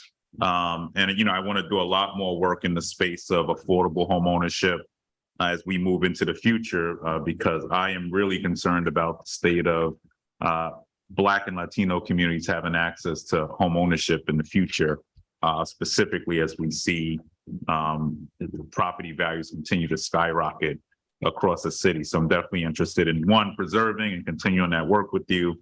And then we're going to take a very close look at your capital request. Now, this 1.4 million, is this are you also requesting any from the council? Is this the total amount, or you're asking for access? It's a total amount. No, it's a total amount.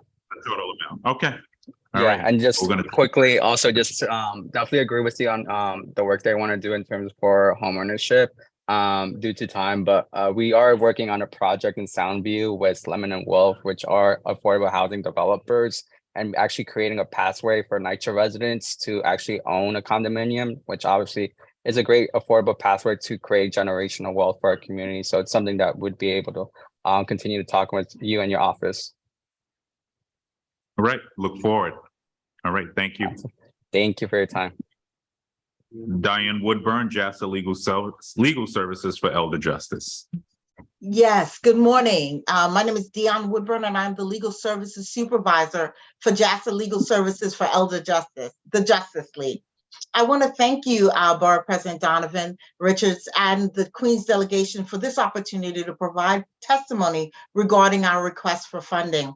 Since 1981, JASA's Legal Services Program has provided free civil legal services for Queens residents aged 60 and older with the greatest social and economic need. We provide representation in such vital areas as preventing eviction, foreclosures, homelessness, and stopping elder abuse. With over 450,000 Queens residents who are 60 and older, we are the only provider of legal service in Queens that focuses solely on the legal problems of older adults. JASA LSCJ is seeking $50,000 in funding. The eviction and foreclosure moratoriums have been lifted, and we have been inundated with older adults and homeowners facing eviction and homelessness, many of whom cannot access the courts and other services. These older persons are still in need of reasonable accommodations, including access to technology. Without proper funding and services, we're afraid these older adults will fall between the cracks. Requesting funds will enable the Justice League to work with the Office of Court Initiatives and Court Administration to provide legal and social services and arrange reasonable accommodations, including remote access for these litigants. Funding will also enable us to continue its full range of in-depth legal assistance directly at courthouses through walk-in clinics. We've included statistics, but you already know that there have been a 48.5% increase in older adults since 2000. Focusing on our borough, over 32% of Queens population 65 and older are living below 200% of the poverty line. You already know that these individuals are our most vulnerable. We need to have coordinated efforts and funded. Thank you for your consideration of our clients' needs, and we look forward to working with you in the future. Thank you, and thank you for all that you continue to do in our borough. I'm so honored to have y'all serving and continuing to do good work to serve our most vulnerable, and we're going to continue to support your efforts. Thank you. Thank you so much. Thank you. Thank you. Next, we're going to go to Jennifer Feinberg, Center for Family Representation. Good morning. My name is Jennifer Feinberg, and I'm a litigation supervisor at the Center for Family Representation. Thank you for giving us the opportunity to testify. We urge you to ensure that this year's city budget adequately funds mandated representation to parents prosecuted by ACS and increases discretionary funding to support legal services for indigent New Yorkers. CFR provides interdisciplinary mandated representation to parents prosecuted by ACS in Queens, Manhattan, and the Bronx. Our goals are always to prevent or shorten family separation and promote family stability. Over 90% of our clients are Black, Brown, and people of color. CFR provides every client with an attorney and social worker, and these teams are supported by parent advocates, parents who have direct experience being prosecuted by ACS. Our high-quality legal representation and interdisciplinary teams address the underlying issues that lead families into the system, connecting families with necessary services and resources. CFR's contract does not fully fund these interdisciplinary services that are nationally recognized as a tour model and which have saved taxpayers $15 million. The funding is critical to ensuring that the 20% of CFR's clients who are survivors of domestic violence have access to these enhanced social work services. CFR's Home for Good initiative, supported by Legal Services for Low-Income New Yorkers, provides wraparound legal and social work support in areas like housing, public benefits, criminal court, and immigration. Understanding that ACS impacted families are often forced to navigate several overwhelming public systems simultaneously, and often involvement with ACS leads to challenges in other systems. CFR is the only family defense agency in Queens that provides these holistic wraparound services to parents. Since 2020, CFR has also represented parents during ACS investigations and in administrative hearings at the State Central Register through the Right to Family Advocacy Project made possible through City Council funding. For those families CFR represented during investigation in 2022, CFR prevented a court filing 83% of the time and helped 91% of the children avoid foster care. 85% of CFR's clients had their records amended and sealed, allowing them to more easily find and retain employment. The need for CFR's services for families continues to outpace CFR's resources. We're grateful for the opportunity to share more information, and thank you for your commitment to ensuring that Queens residents have access to the holistic interdisciplinary family defense services that they need to thrive and which keep Queens families together. Thank you. Thank you for your testimony. And how have you fared? Are you seeing an increase in volume post-pandemic in cases? I would say there has been an increase. There's also just been greater complications in the cases. More of our clients are experiencing instability with the end of the eviction moratorium, the increase in homelessness, the increase in migrants, and the increase in people in shelters, getting more cases getting called into ACS. So we're just seeing increased difficulties that our clients are facing. And so our holistic services are helpful at addressing those. Okay. Thank you for your services. Thank you. We'll go to Shalom Task Force, Jessica.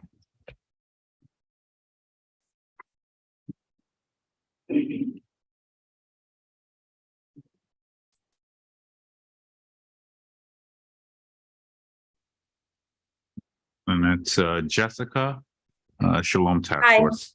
How are you? Hi. I'm a grants Good. associate at Shalom Task Force. We were founded in 1993 when a physician living in Far Rockaway, Queens, approached a few female community members, and shared that he was seeing bruised and injured women and children in his practice, clear signs of domestic abuse, and they felt they had nowhere to turn for help. This core group of women founded Shalom Task Force. We were one of the first organizations to address issues of domestic violence in the Jewish community. We focused our work on underserved segments of the Jewish community to help those that would not access traditional domestic violence services and provide them with culturally sensitive programming. We help keep victims safe every day through our confidential domestic violence hotline, free legal services. Our extensive prevention education department includes programs for young men and women, relationship education for couples, and training and domestic violence awareness programs for community teachers and mental health professionals. The Borough of Queens is home to more than 97,000 Jewish households, including a large population of immigrant and Orthodox Jewish families. 1 out of every 4 Jewish women will be victims of domestic violence in her lifetime, including emotional, physical, verbal, financial, and sexual assault. The Shalom Task Force domestic violence hotline answers more than 1,500 calls or texts and chats every year. More than 88% of them are Jewish women. More than half of the victims who call the hotline have children. 67% of the victims documented from the hotline are from households with 4 or more children, and 44% with families of 6 or more children. We request the continued support from the Queens Borough President's Office to support the work of Shalom Task Force with victims of domestic violence in Queens. Thank you for your work. Are you, how are you faring coming out of the pandemic, or how did you fare during the pandemic? Did you see an increase in volume of calls? We saw an increase in chats. That's when we launched our chat line, and we are now at pre-pandemic levels of phone calls to the hotline. Is that an increase or It's an increase from before the pandemic. During the pandemic, we did see a decrease in calls. Has NYPD worked with y'all? Are y'all aware of text to 911 as well? Just a question, putting on my former hat as a public safety chairman. So NYPD rolled out, should have rolled out text to 911, which actually should be operable at the moment. Are you aware of that as well? Yes, we are aware of that. All right, I just was triple checking that. Okay. Yes, we are. Thank you. And I know we also work to have safe horizon counselors, and I saw that in your testimony in each precinct. Is that correct? Happening? Sure. Yes. All right. That is happening. All right. Okay. And then are you a part of the Dove initiative as well, or no? Yes. You are. Okay. Yes. All right. Great. All right. Well, thank you for the work you continue to do. Thank you I know so DV much. is so many different communities, so we really appreciate the work you're doing. Thank you. Thank you. Thank you.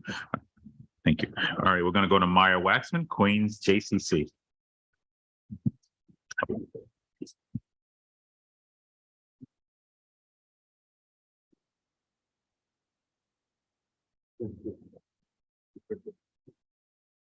Ready to go. All right. Honorable Borough President, distinguished members of the Queens delegation, QJCC is the 55-year-old, the Queens Jewish Community Council is a 55-year-old Queens 501c3 organization committed to improving the economic, cultural, and social prosperity of its clientele. It's the lead agency representing 146 Jewish synagogues, schools, and organizations in the borough of Queens. While initially established to serve the Jewish population, we are very proud of the fact that our clients now represent people from a wide range of ethnic groups in this diverse borough, including Hispanic residents, African-American residents, and residents from assorted regions and countries of Asia. Since QJCC is a borough-wide agency, our more than 15,000 clients live all over Queens and are constituents of most of the members of the Queens delegation. Anyone who comes to our doors is served. QJCC provides a mix of social services, cultural programs, and advocacy. QJCC has a kosher food pantry right across the street, supplied by Met Council, open to all, and QJCC hosts a SNAP enroller to further assist food insufficient clients. In partnership with Charles B. Wang Community Health Center, QJCC has a New York State insurance marketplace caseworker who assists clients to find affordable health insurance or to get help applying for Medicaid and Medicare. QJCC provides casework assistance for housing and immigration and other needs as well. QJCC also delivers kosher meals to homebound individuals not eligible for DFTA meals. QJCC has not had a contract providing for this service for years. QJCC is appealing to you to help us with funding so we can continue our vital work. Another focus of QJCC is cultural events. This is an area for which the borough president has long supported QJCC, and we thank you. Together, we've conducted concerts in city parks, such as Jewish Music Under the Stars in Cunningham Park, which this past year attracted some 1,200 diverse audience members. QJCC also works with our member synagogues to conduct cultural events across the borough. 19 events in FY22, reaching over 5,300 individuals. At a time when hate crimes are rising, we believe that the appreciation and understanding of others, of other communities, of other cultures, of other religions, etc., leads to better respect and relationships. QJCC intends to continue to run public events highlighting different Jewish groups and cultures to the public, which we hope will in turn help reduce anti-hate actions. Well, I guess reduce hate actions, increase anti-hate actions. We continue to look to the borough president's office and council members to support and partner in these events. In that vein, in my role serving an umbrella of Jewish organizations, I have too often been called upon to represent the Jewish community at scenes of anti-Semitic incidents and at discussions regarding the problem. I thank the borough president, who has been sensitive to and vigilant in responding to hate crimes. QJCC works to stem the tide of anti-Semitism, which has been increasing in New York and the world, yet, as NYPD Commissioner Sewell noted at a recent communal gathering, diminishing in Queens. But QJCC fights not only anti-Semitism, rather hate crimes in general. Last year, the Queens Jewish Community Council coordinated an event with Congresswoman Grace Meng in the Free Synagogue of Flushing, together with the area's AAPI community to address hate crimes against both communities. QJCC was a proud sponsor with the borough president's office, an event in Queens Borough Hall, honoring the 1961 Freedom Riders of Queens. I add that this year QJCC intends to finally request capital grants through the borough president's office and city council, because we are hoping to finally build our building, and we are hoping to do work on the garage and turn it into a better food pantry than what the area currently provides for.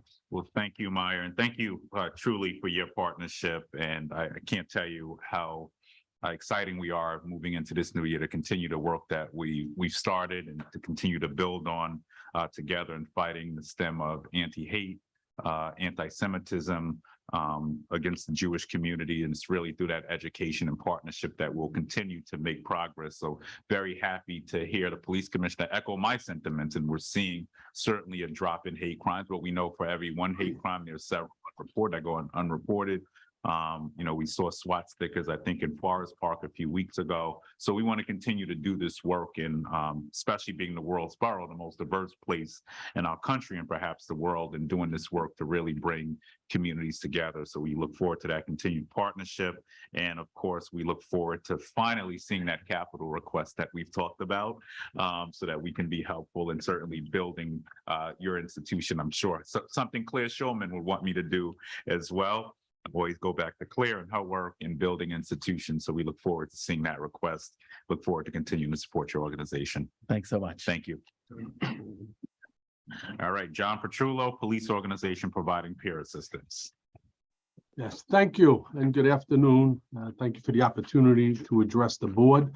My name is John Petrullo. I'm the president and director of the PAPA organization, police organization providing peer assistance. PAPA is a 501c3. Created in 1996 due to a high number of suicides during the years 1994-95. We lost 26 NYPD officers. So this organization was started with peer volunteer officers who cover 3 different hotlines, 24 hours a day, 7 days a week. They consist of an active line for the active police officers, a retiree, and a trauma response team, which is where NYPD operations notifies us on calls involving police involved in a shooting, police suicides, or any horrific scene that the officers may need to address. We're constantly creating new programs. We have our resiliency program, which helps keep the resiliency of our police officers going. We have a safer suicide awareness for emergency responders. It's a full day training that we bring our cops in so that they can identify other police officers who may be showing signs of suicidal ideation. I invite anybody in this audience to be a guest if you'd like to attend. We also offer a weekend away for the police officers, take them away, they get self-care, medication, how to take better care of themselves, how to better their relationships. We also do outreaches on, say, for instance, bereavement, like in the 2-8. Our last officer that took his life worked in the 2-8. We'll be going up to speak to all the police officers there. We go over suicide awareness with them and better self-care. To sum it up, a mentally healthy police officer is better in all aspects of life, be it in their personal life, the communities they deal with. I often ask people, who would you rather be stopped by, somebody who's angry or somebody who's doing mentally well? That's a no-brainer. Our officers are under stress and we need to help them. We're going to request $10,000 to help us support these programs. All services are free to all NYPD officers of all ranks. Our volunteers consist of volunteers of all ranks from chief to police officer. Thank you very much for your time and your consideration.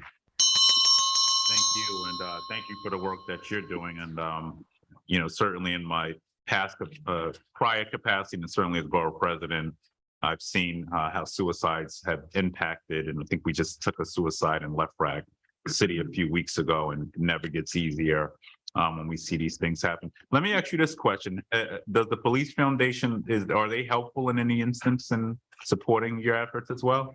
No, and not to take away what we should do, but I just want to know. I had a question, just a question on that. Yeah, we don't get any funding from the Police Foundation. We do have supporters that, you know, police relief fund, we get funds from. We're on the CMC, where officers can donate funds from their check. That's how we get our funding. Okay, got it. Okay. All right. Well, thank you for the work that you're doing, important work that you're doing. And, you know, we never take away from the fact that many officers are stressed and they do need some TLC. And certainly we're going to take a look at this application as well. So thank you. We appreciate it and thank you very much for your consideration. Thank you.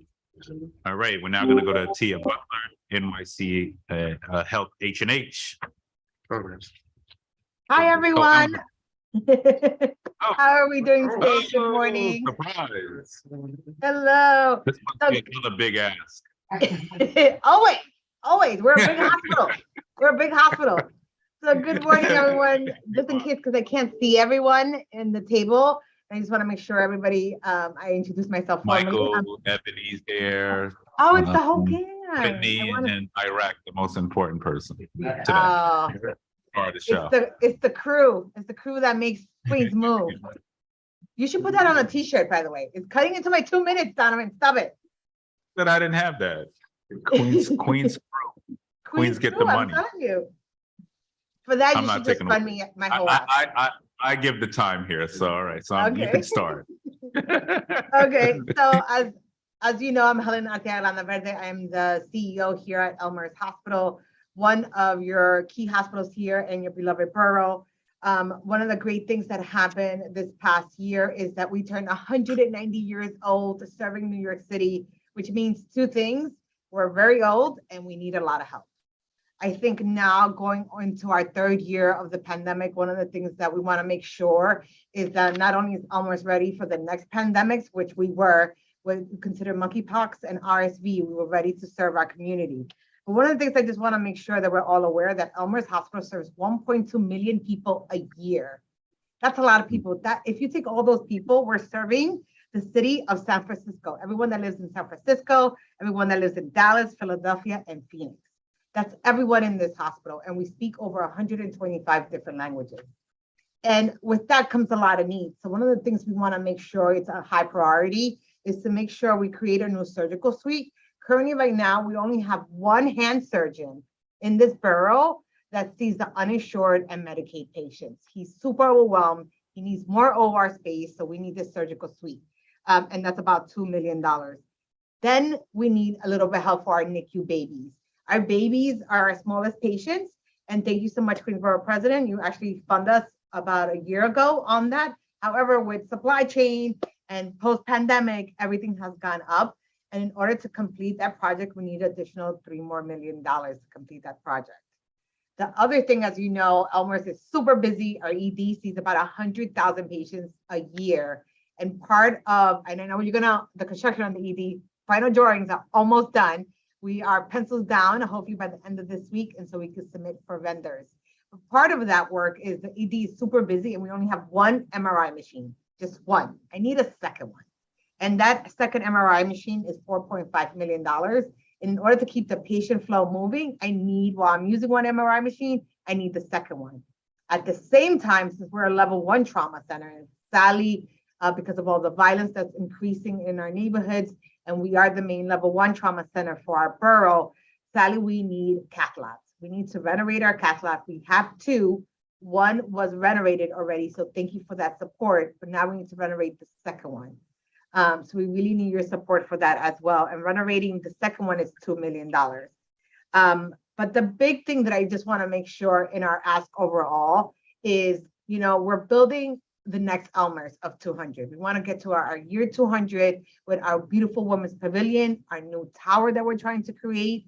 And I want to make sure that everything that we're asking for right now is part of the foundation of the bigger master plan. So I want to make sure that the borough is not only secure in what we're doing in our borough, not only for what we're going to do in the next 2 years, but the next 5 years and the next 10 years. As you well know, Queens is the only borough that's growing its population. Every other borough is decreasing population except for our borough. So Elmhurst Hospital needs to be ready not only to face the future pandemics that we're going to see, but we also need to make sure we're bringing all the healthy babies into this world. We need to make sure that our patients are getting the right surgical care. We need to make sure we're meeting their needs for outpatient. And more importantly, we need to make space, Sally, for behavioral health. In our new towers, we need these behavioral health units to come on board. So hopefully, I'm not going to ask for that big money yet, but that's coming. But know that the funding that we're asking right now, our surgical subsuite, our MRI, moving our NICU baby, additional funding, and our cath lab, all that sets the foundation for our towers, because they literally will be connecting to the new building that we want to build in 10 years. And that's all I'm asking for. And that's not much. No, that's not so much. And this is everything you're asking for in conjunction with the delegation, correct? Correct. Yes. All right, got it. All right. And then what projects are just about shovel ready? Shovel ready, the surgical subsuite, because it actually builds off the money that you gave us for ORs 11 and 12. It'll literally be right next door to it. So we started, so that could be ready. And we actually have drawings for that as well. And that's super important because right now, the hand surgeon has such a waiting list. Currently, he's already seeing 40 patients a day. That's how much need there is. And, Sally, our community that we work with, a lot of them are essential workers. And, they ruin their hands either because of construction, restaurant workers, and there's a lot of hand surgery and hand treatments that we need to get done. So there's a big need for him. And he's the only one that takes uninsured patients and patients on the Medicaid. And then are you seeing asylum seekers? Yes. Big influx coming into the hospital, or? So right now, asylum seekers, we're getting a lot of them into our primary care, making sure they get vaccinated and get ready for their health journey. A lot of them come with a lot of comorbidities. And right now, a lot of women that are coming in, unfortunately have not have access to prenatal care. So that's brought our NICU volume up as well, because when you don't have prenatal care, we're getting a lot of babies being born ahead of schedule. Currently, there's a patient that I actually just helped. I was walking into the hospital and she was just, as a mom, I was like, oh, and gone through labor 3 times. I was like, oh, I know that walk. And she was a patient, a refugee patient, who was checking out the hospital, making sure it was safe, that there were no cops, that kind of stuff. And she was going to active labor. And she had no prenatal care access. She actually walked from El Salvador to Mexico. And then from Mexico got here. And she had her baby, and her baby, we don't know if the baby, based on gestational, we think the baby's 7 months, but she had 0 prenatal care, and that baby was in the NICU. So we were very happy to welcome her and her new baby, Ignacio. All right, well, I'll tell you, the pediatric unit is like You know, my baby. Yes. Oh, yeah, and you help deliver a baby in our SIM center. Yeah, exactly. I help deliver a baby there. Exactly. Yes. You're an unofficial doctor. It wasn't a real baby for those watching. No, But it was a very good training. simulation. Simulation. Yeah. But our most important little one, Fell out. Fell you alive. know, the NICU Yeah. is such an important factor of our hospital since we're in NICU level 3. And, you know, and again, we're the only borough that's growing in population. So, and Sally, our communities of color, no matter how much education we try to give Sally, the access to prenatal care in your first trimester is so critical, and we're not getting that to our women. So hence that brings the mom into high risk. And then Sally, sometimes she delivers a baby that needs to be in the NICU. So hence moving the NICU to the 5th floor is super essential. But with everything that's happened with supply chain and post-pandemic costs, the money that you gave us last year is not enough. So we need additional funds. Got it. All righty. All righty. All right. Well, thank you. And thank you for the work that say hi to everyone at Elmhurst for me. Thank you for all that y'all can. Thank you. All right. Next, we're going to Dr. Moore, H&H Queens Hospital.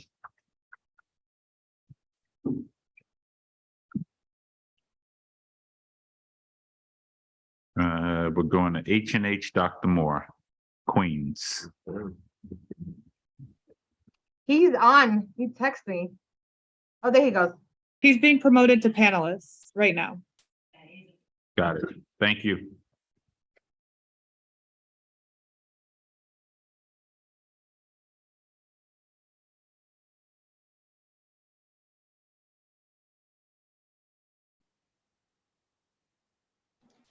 Hello, good afternoon. Can you hear me now? Yes, I do. Okay, thank you, Mr. Borough President, for having me today. Hard act to follow my sister and sister facility, Helen. I'm Neil Moore, Chief Executive Officer of New York City Health and Hospital Queens, an essential safety net hospital whose mission is to provide the residents of the most diverse and fastest growing borough in our city with access to care, safe care, and affordable care.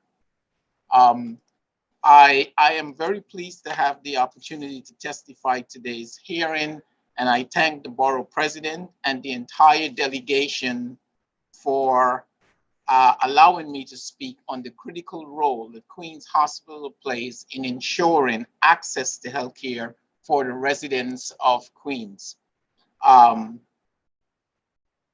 Before I discuss capital requests for fiscal year 2024, I'd like to mention just a few of our recent accomplishments, all examples of the excellent care provided by our healthcare heroes to enhance the quality of healthcare to the residents of our borough, and specifically for the residents out of Southeast Queens. Queens is also ranked, our past year, Queens received back-to-back A grades for patient safety from Leapfrog Group for the spring and fall of 2022. More than 26 acute care hospitals participated in this survey. So it's a unique accomplishment for Queens Hospital to receive those back-to-back grades. Queens is also ranked among the 50 most racially inclusive hospitals in America by 2021 Lone Institute Hospital Index for social responsibility. This is the first ranking system that seeks to determine the success of America's hospitals serve people of color. And out of more than 28 hospitals, our hospital is ranked the 14th in the nation of being racially inclusive. Most recently, the hospital earned the Joint Commission Gold Seal of Approval and the American Stroke Association checkmark for Advanced Primary Care Stroke Center. Today, however, I want to focus on the not too distant future by providing a brief overview of our hospital capital priorities. Our request includes the following. First, we need to upgrade the hospital chiller unit at a cost of $3 million. Our chiller unit is the main component of the hospital HVAC system that regulates temperature, humidity, and ventilation for the entire hospital. The replacement of our existing chiller unit will make it possible for our facility to more reliably maintain temperature and humidity throughout the building and to ensure regulatory compliance in all areas, including our critical care areas. The hospital infrastructure is dependent on a functional chiller to maintain operation of the facility. And we have exceeded our current capacity to the chillers because the system is at the end of life stage. We also need to upgrade the hospital BMS. BMS is for Building Management System. The BMS serves as the operating system for the chiller units and allow our HVAC to control remotely. After 20 years of operations, it is becoming increasingly difficult to make repairs to the existing system because replacement parts are no longer available, because our operating rooms and critical care areas need to maintain a temperature range of 68 to 70 degrees. A failure of the BMS would force the hospital to stop performing surgeries and other procedures. A new BMS would make it possible for our engineers to lower and to raise temperatures remotely throughout the hospital as needed and to troubleshoot issues as they arise. The cost of this project is $1.5 million. Over the years, I've come to appreciate that a healthy building is more than just the bricks, walls, floors, and ceilings that we see. While these essential elements do serve the skeleton of a structure system like the chiller and the BMS are unseen, yet essential organs that make a building livable, and both of these are critical to the end of life. So we are in desperate need of a transplant. We also need funding for much needed equipment, including a new echo machine for our NICU at a cost of $200,000. Our current echo machine is unable to integrate with our electronic medical record system, and the quality of the images produced are poor. A new machine will provide us with the ability to automatically download images in the hospital EMR system and meets the clinical needs of the most vulnerable newborns. It is essential that we purchase a backup ultrasound machine for our vascular lab. The vascular ultrasound needs a backup machine to minimize loss of procedures in the event the existing machine goes out of service. The current machine has a high utilization rate, and a backup machine will enable us to continue to serve our patients without disruption. The cost of this machine is $150,000. And finally, we are hoping to secure $2 million to rebuild and expand the hospital's MRI suite. Magnetic resonance imaging is a medical image technique used in radiology to generate images of the organs in the body in a manner that will enable us to better serve our patients. These funds will be used to build and substantially expand our MRI suite and improve the physical layout of the space in a manner that will enable us to better serve our patients. Most recently, the hospital earned the Joint Commission Gold status, as I indicated. And with that, I say thank you to the Borough President and the board members for giving me this opportunity and for your continued support of Queens Hospital.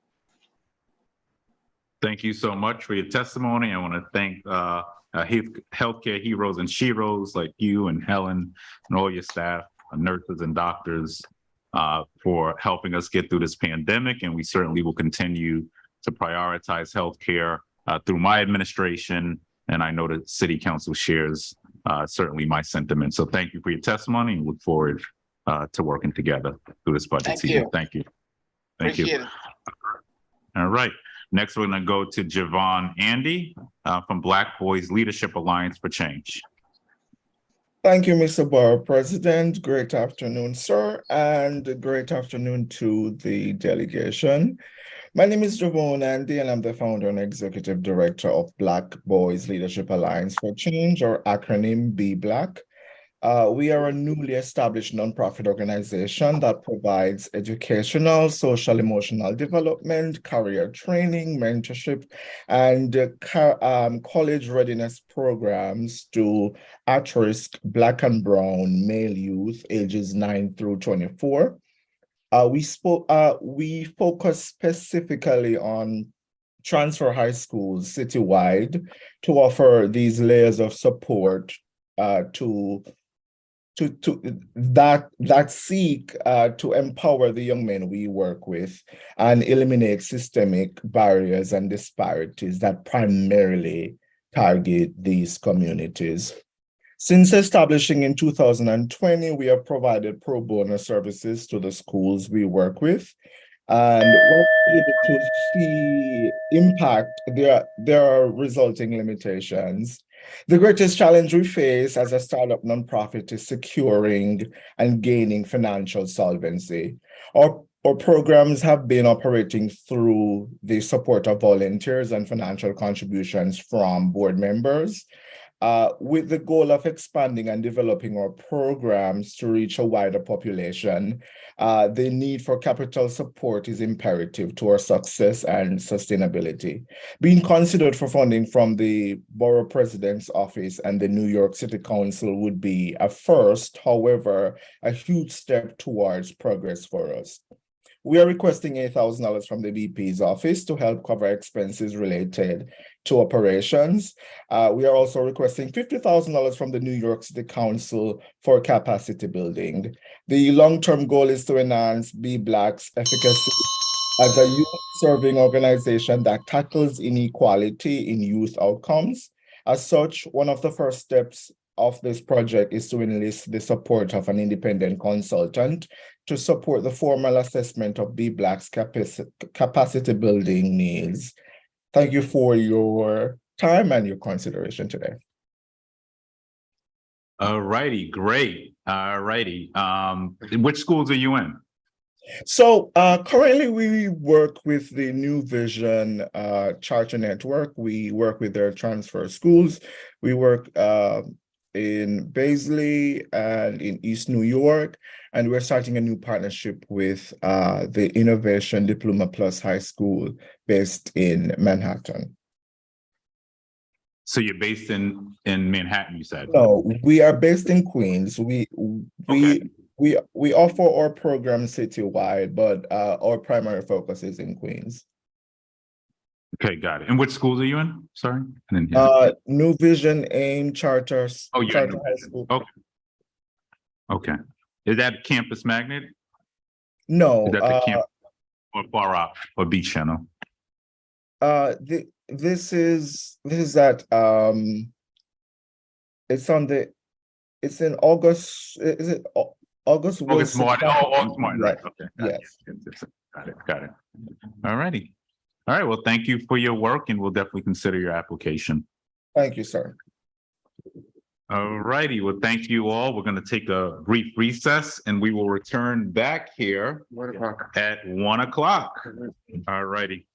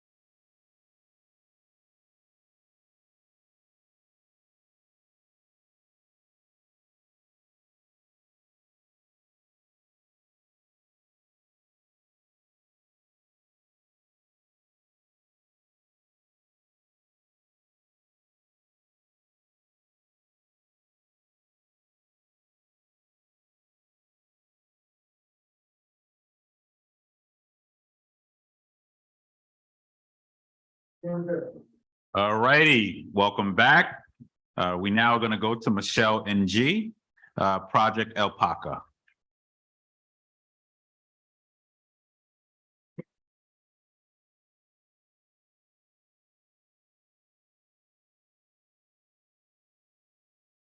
Michelle, you here?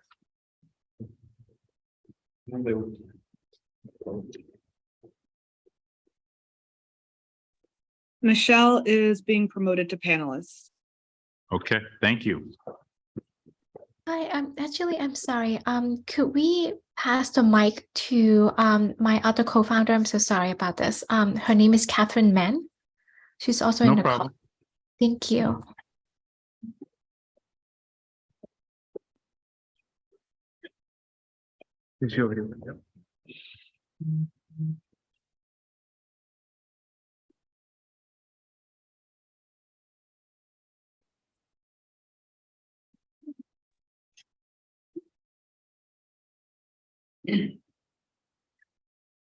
Hi, sorry about that. We both wanted to be on the call so much.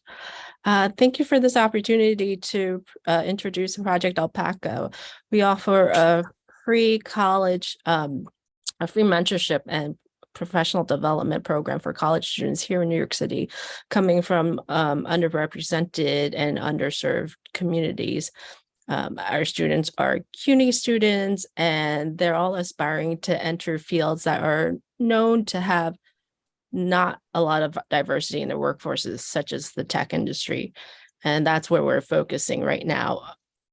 It's because, for example, less than 5% of all software engineers in this country are Black or African American, and less than 7% are Hispanic or Latinx. So we have a very hands-on model, and our students get a lot of high level and high quality attention because we believe that's really the best way to make this employment process more equitable. They have one-on-one mentors.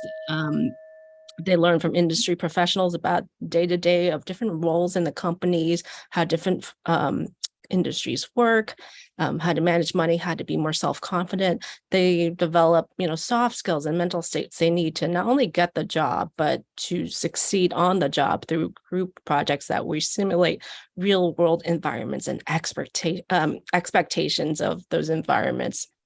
So we actually launched a pilot program in 2019, and this is our first year as a 501c3 organization. And next year, we're really hoping to serve more students, reach more students, particularly in the Queens communities and the 4 CUNY schools in New York. We're really aiming to raise money to host more community events where we can reach more students and let them know like they can really have their dream of working wherever they want to, even in the tech industry. Thank you. I'm gonna go to our Deputy Borough President to say a few words on that, because this is up her alley. Okay, so you are absolutely right. If you can hear me, I appreciate the statistics. They're spot on. HRA's report definitely tells that is the problem. So we really do appreciate you requesting this and having a sincere focus on LaGuardia, Queens Borough, Queens College, and York College. Could you give me a little bit more depth detail on what you plan to do with these cohorts and how you plan to scale the knowledge and learning base in this area? Sure, definitely. Yeah, we've worked with 2 cohorts so far, and we've noticed that having them really small allows us to give them program managers allowed to get them really individualized attention, because everybody has different strengths and weaknesses. So the way we plan to scale up is just to have more cohorts run by more program managers, somebody who can always keep on top of how are they managing their relationships with mentors? How are they managing their relationships with any other people they might meet through our networking opportunities that we actually create with professionals already in the field. So we search all our networks. We always make new connections, new companies every day to draw more people in the community. And we want to do that more in Queens as well. We have a few Queens students, but we could definitely be doing more. And if we had the funding, that's definitely when we get the funding, that's definitely our plan to reach more of those. And then Yep, one more question. Are you working with any skills assessment based type of platforms or softwares to identify knowledge gaps at all? We do that there. My education is background, so we do like really we have the capacity to do one-on-one assessments right now. So we give them, we start with a bunch of like the group projects help us assess their abilities. And we also do self-report surveys like in growth mindset, self-efficacy, self-esteem, all of that. And we compare the baselines with, what happens after the program. Great. I would love to get with you. So you'll be hearing from me soon. And I've got some ideas about that. Thank you for your time. Thank you, Borough President. Thank you so much. Thank you for your testimony. Next, we'll go to Valerie Green, Dance Entropy Incorporated. Hello, everybody. Thank you so much for having me. My organization is Dance Entropy. We are located in Long Island City, Queens, and we are a dance performance and service organization. There is a professional dance company that performs all over New York City, as well as the world studio, which is a rehearsal space that supports dance makers and exploring all forms of dance, rehearsing here, creating work that goes on the stages anywhere in the city. We have performance programs that support artists in various phases of their career. And we also have a very strong outreach program where we work with senior citizens in Queens. We work with trauma survivors and partnering with other not-for-profits. We work with at-risk youth, bringing them into performances and also going out into the schools. And we are very excited to be celebrating our 25th anniversary this year of Dance Entropy. And I would mention that we are also very excited to be honoring Deputy Bureau President Ebony Young, who's also on this call. And Dance Entropy is committed to working with dancers and non-dancers through the art form of movement, as movement is a way that we can connect and express ourselves and be unified. We are working with a project now called Home, that is what people find home means around the world, and working a lot with immigrant audiences and building multicultural understanding through dance and movement and using it as a way to heal. And we have been in Long Island City for 17 years with our venue Green Space, and we look forward to many more years of doing this important work that we do in servicing Queens and the New York City dance community. And I'm grateful for any support. Thank you for your testimony. All right, next we'll go to Daniel Guindo, Reed Alliance. Or Gaindo. Gindo like Guinness. Guindo, okay, all right. Can you all hear me okay? Yes. Okay, I wasn't sure. I accidentally hit yes, panelist. I have no idea what the difference is, but I'm You're good, you're rolling. All right, awesome. Thank you so much. I'll go ahead and get started and just say first, really appreciate the opportunity to be here. Thank you so much for listening to our testimony. My name is Danielle Guindo. I'm the Executive Director of Reed Alliance. Reed Alliance is requesting $50,000 to support its dual impact program serving children and teens in South Jamaica, Queens. In FY24, we plan to enroll between 75 and 120 elementary school children and employ between 45 and 60 teen leaders that are high school children, as well as employ between 6 and 8 elementary school teachers and our effective reading programs in this Queens community. Reed Alliance is committed to continuing to meet the moment, which includes implementing high quality, high dosage tutoring in phonics instruction for striving young readers, which is provided by teen leaders who are trained and paid as individual reading tutors after school and over the summer. In the 2021-2022 school year, Reed Alliance continued its 9-year history in the neighborhood, serving children and teens at PS 160Q, PS 40Q, and PS 48Q, totaling 100 children in kindergarten, first and second grade, and employing 77 teens earning minimum wage that school year alone. 53 of the children who were enrolled were at or above grade levels when the program ended. And the average improvement for all students was 0.8 reading levels, which far exceeded our goal for that year, which was mostly provided virtually. Read Alliance was founded on a commitment to educational equity and youth leadership, and we work to accelerate the educational trajectory of early elementary students through the power of teens, provide one-to-one literacy tutoring in under-resourced communities. So I'd like to end there and answer any questions that you have, but thank you so much for your support and for listening. All right, thank you for your testimony. And I know this is more important than ever, based on what we're seeing academically across the country and specifically in our city, as it comes to children who have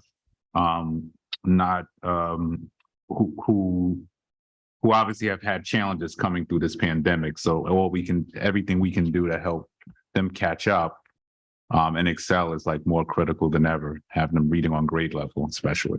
There was a New York Times article actually on this yesterday. Oh, yes, constant articles. The mandate has And are never you been seeing more that? clear. Are you seeing that in your travels right now? Yes. Children who are really struggling coming through the pandemic, right? We've actually had to modify at times, you know, when we always do pre and post assessments, and of course we assess every day, every week. But our pre-assessments to determine what level our students need to start the leveled curriculum. There's quite a few students, more than we've ever seen, who actually have no letter recognition at all. And so we actually have to add time to get them to a place where they can start the curriculum, which had never happened before at the you know, what we've seen at this level. Are you working with asylum seekers too, or any asylum seekers? We're working with any children who are Okay. enrolled in school, who have been identified by the teachers and the principals and the, you know, administrators as being at least a half a grade level behind in reading in kindergarten, first or second grade.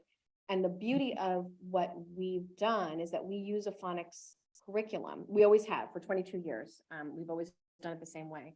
And it's really focused on decoding. So even students for whom English is not their first language, the decoding practice is very effective. And so it does enable children who may not be native English speakers the opportunity to succeed and grow as readers as well.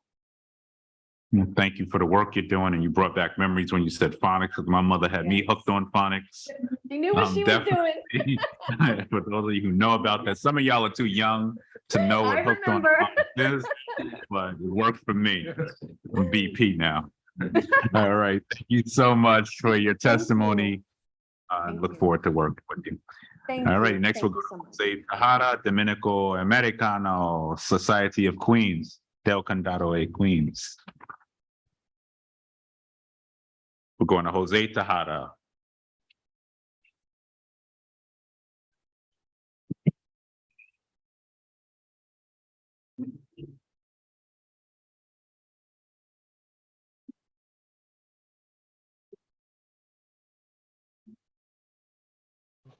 Okay, so I guess you guys could. Hola. Hola. We hear you. Good afternoon, Board President Richards, distinguished elected official, guests. My name is Jose Tejada. I'm the Executive Director of the Dominican American Society of Queens, and I'm proud to say that we are now into our 30th year of serving the community of Queens and the city of New York residents. So there's a lot of celebration that's going to be going on this year. The Dominican American Society of Queens is a community-based organization founded in 1993. Some of the programs that we provide are services for adult literacy, job training, legal, immigration services, citizenship classes, and youth development, as well as referral to other organizations. We serve over 25,000 individuals a year, but we have seen that number grow with a new arrival crossing the southern border. Our strong program is targeted to the youth. So we service kids from elementary school, junior high school, and high school. We are asking the Queens Borough President Office for $40,000, and that will help us to increase the number of of kids and individuals that we provide on a yearly basis. We have seen more and more challenges within the small nonprofit in regards to getting funded. So we do ask the Queens Borough President Rich's office to help us, to help the others, and make Queens even a better place, to live and a better future for our kids. Thank you for the opportunity.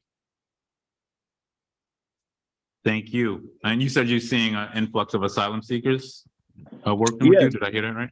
Okay. Yes, as a matter of fact, we are helping now. We work with a family as a whole.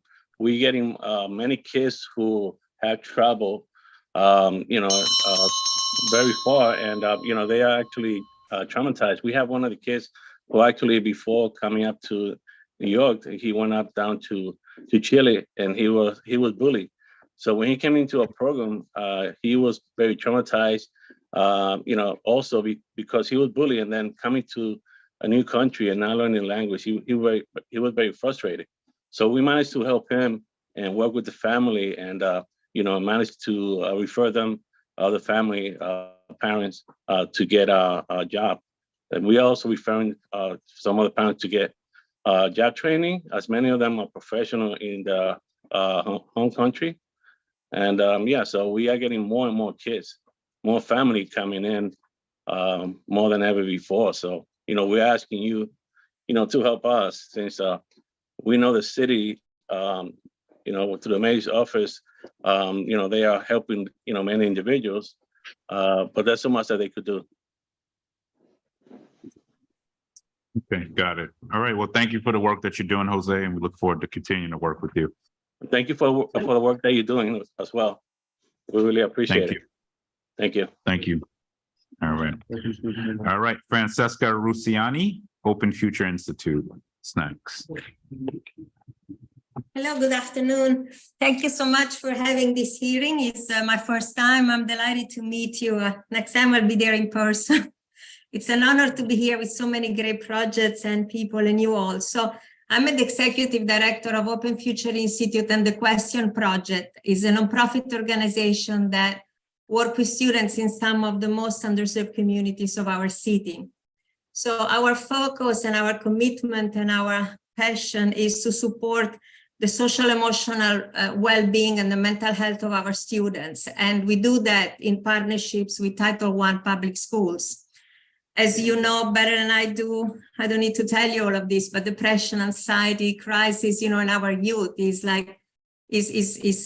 reaching, incredible numbers. And these are not just numbers, the life of our students. And so until now, the Question Project was born in the South Bronx, was co-created by students, for students and educators about 6 years ago. And since then, we've been able to reach and support the mental health and the well-being of about 12,000 students. Recently, we've been really fortunate and happy to start working with some schools in Queens, our first 3 schools, and our programs have been going really, really well and having incredible impact and result. So I'm here now to ask your support to, continue this work in Queens with the students in your district, and together really create a space for students to address their bigger challenges and try for the future. So this is in a nutshell who I am. And I see, which schools are you in Queens? You're in Queens Information Technology. Is that in Far Rock? Yes, in Information Technology High School, Academy of American School, and the Baccalaureate High School. We're planning to, start with them next year. But the work that we have started with Information Technology High School and Academy of American Studies has been really, really powerful. And so we've been having the support, in the Bronx of, the President Gibson for the last 3-4 years, several council members, and now we're really humbly thrilled and excited to be entering Queens. All right. Well, thank you for your testimony. So thank you so much. Thank you. Thank All right. you. We're going to go to Debbie Eastbourne, Chesson Schools. Hi, everybody. My name is Debbie. I'm the president of Chesson Schools. We are a nonprofit organization that has been in New York City for over 35 years. We have a really huge presence in Queens, I must say. That really a third of our students are in Queens schools. We serve Title I schools because our mission is to foster the intellectual and social development of low-income youth through chess education. And so what we believe about chess is that it teaches kids a great game, but while they are learning and playing this game, they learn problem solving, pattern recognition. They get these incredible thinking skills. They learn to see ahead. They learn concentration, patience, and sportsmanship. They learn how to win gracefully and lose graciously as well. So these are all skills that we think everybody needs, but we dedicate our scarce resources to kids that need it the most. And in Queens, what that looks like is actually the testimony sheet that we sent you is already out of date because we're just adding 2 schools this week. But so as of next week, we will be serving 13 schools in Queens. That's 7 Queens City Council districts, and over 2,000 students will benefit from our programs this year. We also run, so we teach in schools during the school day. We have after school clubs. We do free chess tournaments. We offer training to public school teachers that want to start their own program. And we have a wonderful college bound program. And so I just want to thank you so much for considering ways to help Chess in the Schools reach more kids in Queens. Well, thank you. And you should know I'm a Chess in the Schools elementary student, 5th grade. So you're an alum. Miss Fink. Is that? I still remember that. Wow. And what do you remember was the most important we had to chess? get there really early, and then she would train us and teach us, and then we would go to class after. Now let me ask you, what's the most valuable chess piece on the chessboard?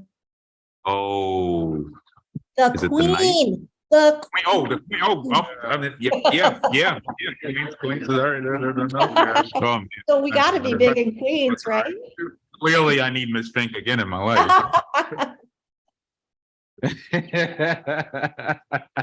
Oh, thank you. Thank you. I still play every once in a while. I have like the little thing on my iPad, so I actually go on and play people from around the world, which is good. Not saying I'm great at it or even good. We'll have to have you Yeah, visit but the tournament. So thank you for the work that you're doing, Thank you and so we'll much. do what we can. All right, thank you. Okay, bye. All right, bye. Rebecca Cremens, Institute for Community Living. That was like I should have got that question right. That was like yeah. Tamika, Queen. Okay, right. All righty, Rebecca Cremens, Institute for Community Living.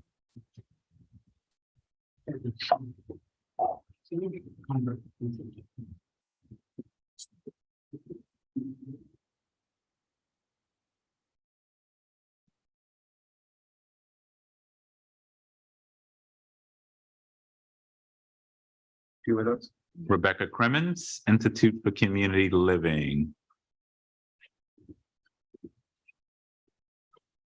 Right, if not, we'll go to Bob Singleton, Greater Astoria Historical Society, and we'll come back to Rebecca.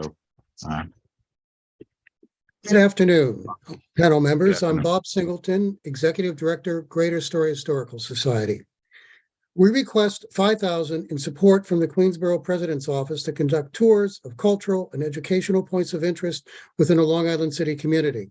Historical Society Charter states that the organization's purpose is to foster, quote, an appreciation of the community, to conduct tours relating to points of interest, and to, quote, publish information regarding lectures, tours, and activities relating to the area. For nearly 2 decades, taking the theme of LIC, the cradle of creativity, the Society has been writing about, as well as doing tours, focusing on the legendary creative talent within our community.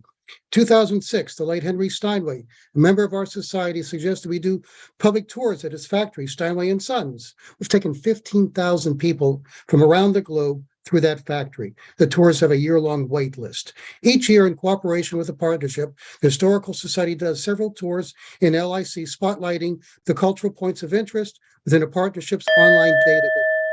By focusing our attention on our community, the partnership, and a newly formed LIC Cultural Alliance, we believe this grant would also be the first step towards creating an image that would link the nearly 100 locations of cultural interest by handing out tour schedules, local points of interest, as well as dining options, all incentives to encourage return visits. We'd use the $5,000 to compensate tour guides, redesign our website, advertise upcoming tours, events, places of interest, dining opportunities, and sundry expenses associated with maintaining this effort. In addition to that, we also do tours with kids, the gantry kids. We've also worked at PS 84 with an ESL class that's in the Steinway district. So there's a lot of applications for this. The big thing, though, is to encourage the economic base of Long Island City. And there's been a tremendous interest in the culture that really makes New York City. That's my line. Thank you. All right. Thank you. Thank you for your testimony. So anyway, my love, Next, we're here. I didn't say anything. Oh, Francesca's here. Okay. You may begin.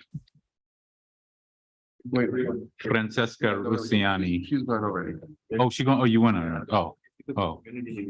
Institute for Community Living. Institute for Community Living, Rebecca Crimmins. Hi, everybody. My name is Nikant Ori. Rebecca Crimmins is not going to be here. I'll speak on behalf. All right, thank you.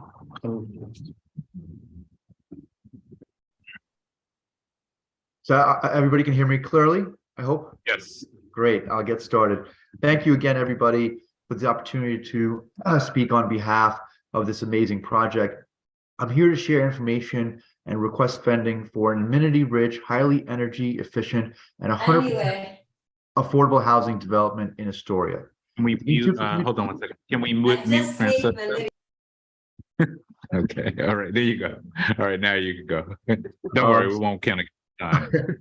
All right, great. I'll get started again.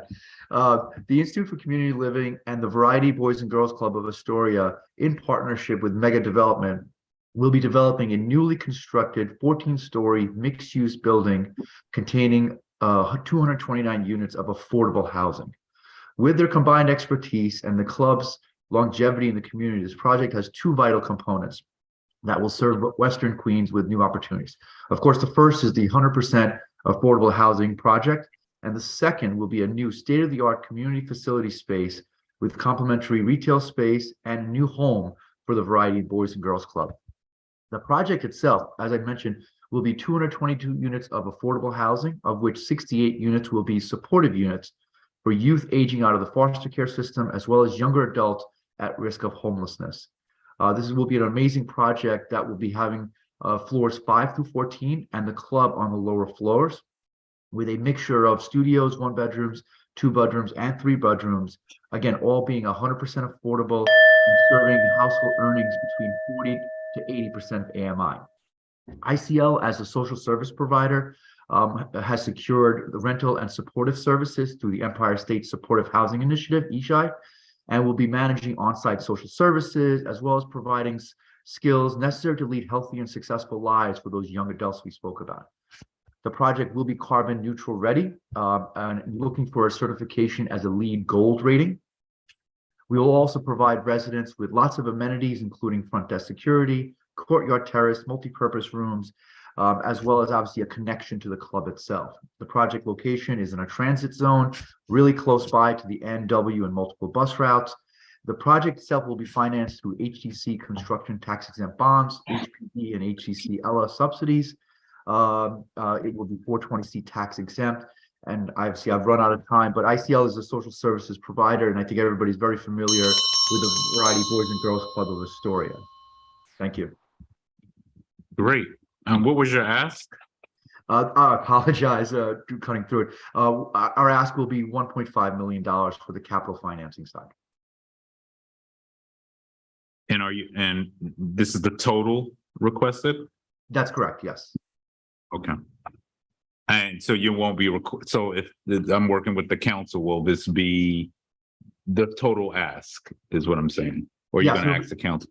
No, this will be the only, yeah, we will not be asking for the council. This will be a total ask for the Queens Borough President's office. Okay. All righty. All right, thank you for your testimony. Thank you. All right, next we're going to Hazak. Israel Pescaruiz is here in person. Oh, boy, it is so nice to see all of you again in person. I've missed you. I've missed this. You're only up the block. Yeah. You're more than welcome to visit. All right. I will let the security know that I'll be by every day. At least until we get our ask. Okay, folks, 4 years ago, we opened up our first food pantry. We operated out of our office lobby. For the very first day, demand was incredible, exceeded what our wildest dreams. We soon started operating weekly. Pretty soon we had 100 families picking up parcels every session. Then COVID descended, and we suddenly found demand in our food pantry doubled, tripled, quadrupled. Same time, the tight corridors of our office became increasingly unsafe for our workers and volunteers. We had no choice but to rent a storefront on Main Street for the safety of both staff and clients. With the increase in space, we now have industrial refrigerators and freezers to provide a broader choice of offerings for our clients. We have far more shelving to hold food. And thank God for that, as demand in our pantry has more than doubled. Many people need assistance who never needed assistance before are now showing up every week. We're now serving over 200 families a week. And while space is so tight, there's more room for brave workers and volunteers to socially distance. Unfortunately, with an expanded program comes expanded costs. Rent in our new storefront being foremost among them. We'd like to ask the borough president for $25,000 to help mitigate this new expense. We would also like to invite the BP and his staff, who are just down the block, to come visit us on any given Tuesday afternoon and see how intense the demand has become. Our organization also, excuse me, our organization also has many other worthy projects and programs that need funding. From our youth division to our seniors division, from our after-school programs to our relationship workshops, from cultural concerts, community carnivals, and dozens of events every month. Folks, you know who we are, you know what we do, you know we put on 3-4 programs, 3-4 events a week, you know we run dozens of programs, you know that we want to help tens of thousands of people. Please help us help them. Also, since I have a few more seconds, I want to mention we may also start applying for capital this year. I don't know the details yet, but you'll see the paperwork. Thank you so much for all your time and your consideration. Thank you, Israel, for the work y'all are doing, and thank you for that boost of energy I needed this afternoon. Thank you. It's good to be in person. It's not the same. Right. What would the capital be for? Bill? Well, first of all, we have two big things. First of all, we want to build a teen center by Forest Hills High School, and then we want to build a community center in Kew Garden Hills. The community center would hold also our food pantry. It would hold our offices, it would hold event spaces. And you know us, if we had a community center, it'd be bouncing 24 hours a day, 6 days a week, and also on Shabbos, but with no electronics. So, you know, if we get the money, we will put it to good use. Yep. Thank you, guys. Thank you for your work. Thank you. All right, next is Mohammed Atiyah, Street Vendor Project. Hello, good afternoon, Borough President. I'm Mohammed Atiyah. I'm the Managing Director of the Street Vendor Project, a membership-based organization of over 2,800 street vendors working to defend the rights and improve the working conditions of the approximately 20,000 people who sell food and merchandise on the streets of New York City. Through direct legal services, small business trainings, organizing support, leadership development, and strategic legislative advocacy, SVP builds power and community among vendors. There are currently 5,100 permitted food vending carts in New York City, with that number set to increase by 445 each year for the next 10 years. Thanks to former Councilmember Richards for supporting this legislation back in 2021, something historic we cannot forget. And the big reason why I'm here today is that most of these food carts use fossil fuel generators, as we all know, which emit harmful air and noise pollutants that negatively impact both the environment and vendor health, yet vendors lack clear and affordable alternative technologies to reduce these emissions. In 2021, SVP launched the Environmental Justice for Vendors by Vendors program to research and invest in healthy vending technology to reduce the environmental footprint of New York City food cars and trucks. SVP has identified and tested a lithium-ion battery that is effective and long-lasting enough to provide a sustainable alternative to fossil fuel-based generator. SVP is requesting $100,000 in capital funding and $10,000 in expense funding from the Queens Borough President's Office to pilot this program in the amazing borough of Queens. The capital funding would be used to purchase sets of lithium-ion batteries for 10 vendors working across the borough. The expense funding will cover the cost of operating this pilot. By demonstrating the success and potential of an environmentally sustainable and healthy alternative to gasoline generators for the cars and the trucks, this pilot program will serve as a model for the rest of the city, incentivizing vendors and the city to invest in such green technology. And I don't know if Iraq could answer this, but you're sure this is capital eligible? It is capital eligible. Okay, that's good. Okay. And then the only thing I would ask on the batteries is make sure we're doing a lot of education on safety on the batteries. Because we've seen these are the charging batteries that would have to be charged, correct? Lithium batteries. So just making sure that we do a lot of education and where we charge, because we've seen a lot of incidents, but we're very grateful for the work that the Street Vendors Project does. Thank you for your partnership at Corona Plaza, where you get all the good. You're watching and you want some good food, go to Corona Plaza, right? And you're gonna go just eat at every street vendor's cart. It's just, if you're on a diet, don't go. Yes, sir. Yes, sir. You don't go to Corona Plaza if you're on a diet. You only go there if you want to explore the whole world in one plaza. And thank you so much for your leadership. Thank you. Thank you. We look forward to continuing to support you, and we'll continue to stress the importance of the city expanding vendor licenses, and the importance of doing that rather than criminalizing our vendors who are just trying to make a living. And I guess the other question I have is, are you seeing a lot of asylum seekers come online into street vending now that, right, being that the government hasn't authorized, they're working, work release? That's true, Board President, and we've seen that, and we're even hearing from different organizations we partner with in terms of new asylum seekers coming to the city, and they're saying, hey, we have these skills in our countries and we want to really implement those into creating jobs and economic opportunities for ourselves. And it's really interesting to see that, but it's also difficult to share the bad news that there is a backlog in the system, that people cannot actually formalize a street vending business now within the status quo. So that's something that we really want. We hope that the city government will take a thorough look at in terms of the tens of thousands of opportunities and small businesses that the city can create only if we have the right pathway for street vending to be formalized across the city. Great. Well, thank you for your testimony, and thank you for your work. And we look forward to working with you, continuing to work with you. Thank you. Thank you so much, Board President. All right, next we'll go to Silas Levitt, Hannock. Silas? Silas is correct. Yeah. Silas, I got it right the first time. Yeah. Good afternoon. My name is Silas Levitt. I'm the Interim Director of Housing Development for Hannock. Hannock is an affordable housing and social services nonprofit founded in 1972 in Astoria. Hannock currently owns 650 units of affordable housing in Queens and manages 418 units of affordable senior housing. All told, Hannock social services programs serve over 30,000 New Yorkers every year.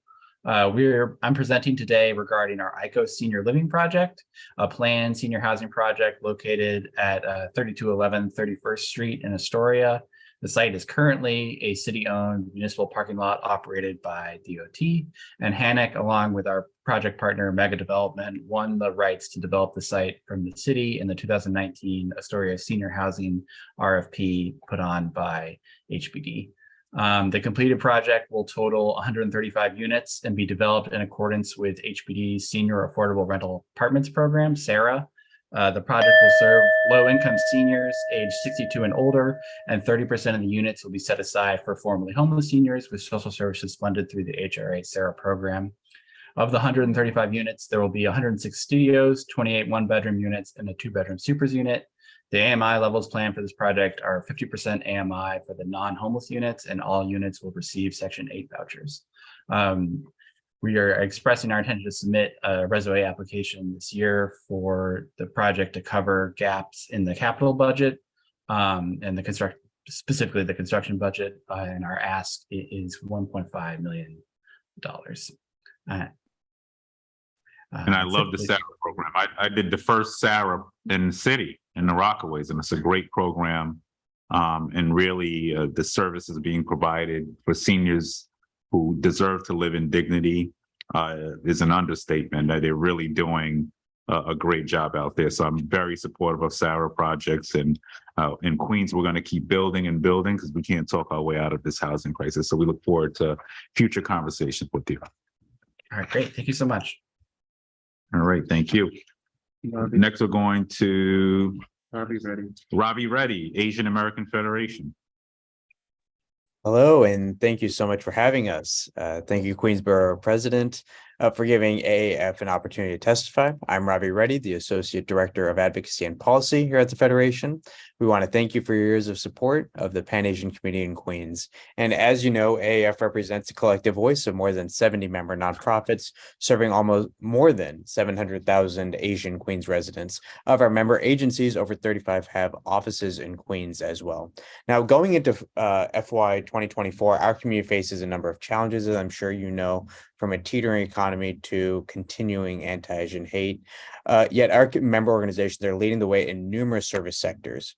To be more specific, since the pandemic struck in 2020, Asian-led, Asian-serving direct service providers have been providing every kind of basic needs service that our community members have needed, from culturally responsive mental health programming to congregate meals and food deliveries. Last year, AAF actually released the first ever online mental health provider database that prioritizes providers who speak Asian languages and understand Asian cultures at mhd.aafederation.org. There are over 100 providers, and AF continues to regularly update that directory. Additionally, our Hope Against Hate campaign in its first 3 quarters, with your vibrant support, thousands have attended our safety trainings on top of hundreds of trained small businesses and faith centers who were provided with de-escalation trainings and efforts to build safe zones as well. So what we're asking from you, I'm just going to cut to the chase instead of speed reading.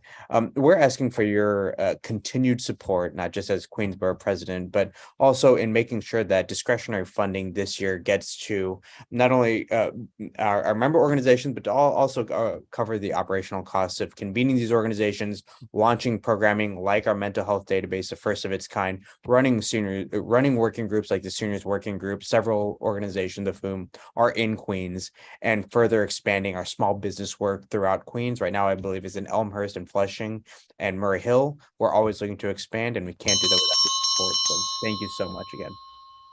Thank you, Robbie. And I want to thank AAF for your strong and firm partnership with the borough. And of course, we're going to continue to work with you hand in hand.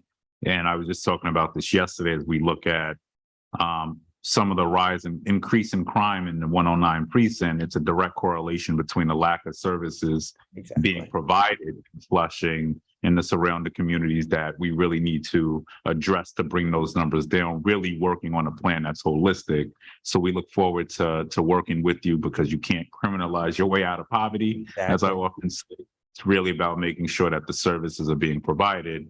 And we certainly see that in the AAPI community that although there's been some progress, that there's a long way to go to ensure that real resources are reaching into the depths of the community. So I want to thank you, and you could count on our support.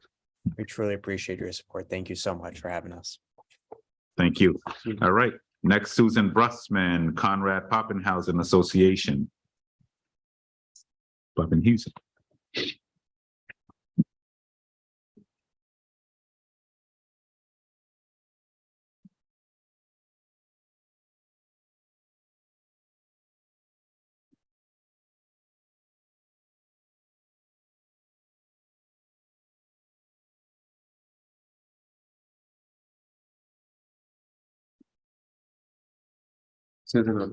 Susan on? Susan Brussman, Conrad Pappenhausen Association. Should we just go to Khadijah? All right, we'll go to Khadijah Walters, Black Lining Foundation. Khadijah Walters. I'm in here. I'll join next time. All right, Susan is here. All right. I'm here. All righty, you may begin. Thank you so much, and thank you for this opportunity. Thank you for the opportunity to once again bring the budget needs of the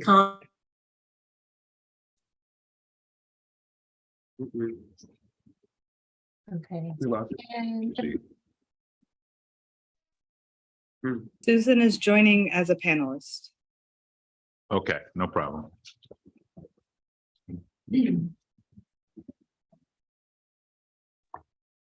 How about now? Can you hear me? Yes, we do. Okay, let's try it again, and thank you for your time, and thank you for your patience. The Population Institute is one of the bright jewels in the crown of Queens, and it continues to offer high quality, mostly free cultural, historical, and educational programs to the community. We are the sole cultural center in all of District 19, and as such, we are very much appreciated. Our programs include ESL classes, painting instructions, piano lessons, celebrations of Lunar New Year, Black History Month, Asian Pacific Heritage Month, Immigration Heritage Month, Indigenous People Day, historic presentations, school and public tours, and garden concerts. If we receive the funds we were requesting, in addition to continuing the above, we will also begin guitar lessons and family movies in the garden. Our request to the Borough President is $5,000 expense budget, and to Councilwoman Palladino and the City Council, $30,000. Our request for capital funding will be for phase 2 of the exterior restoration. Phase 1 will begin this spring, and that's the restoration of our windows and surrounds. Phase 2 will include the remaining of the exterior, and it's very important that this is done for 3 reasons. 1, public safety, because there is debris falling from the building. 2, to stop the elements from entering the wall systems and creating issues. And 3, we need to improve the appearance of our building because it does affect visitation. And I know you've been to the Institute, Borough President. The roads to the Institute are in such terrible shape that we need to do everything possible to encourage people to come. And fixing the outside will help, and hopefully one day the roads will be restored as well. And you can see on the sheet I gave you all of our capital requests. And I appreciate the time. I appreciate your past support, and I look forward to your future support. Thank you. Thank you for your testimony. All right, thank you. All right, we're gonna just take a brief break. We just got to change a battery quick, and then we're gonna begin again.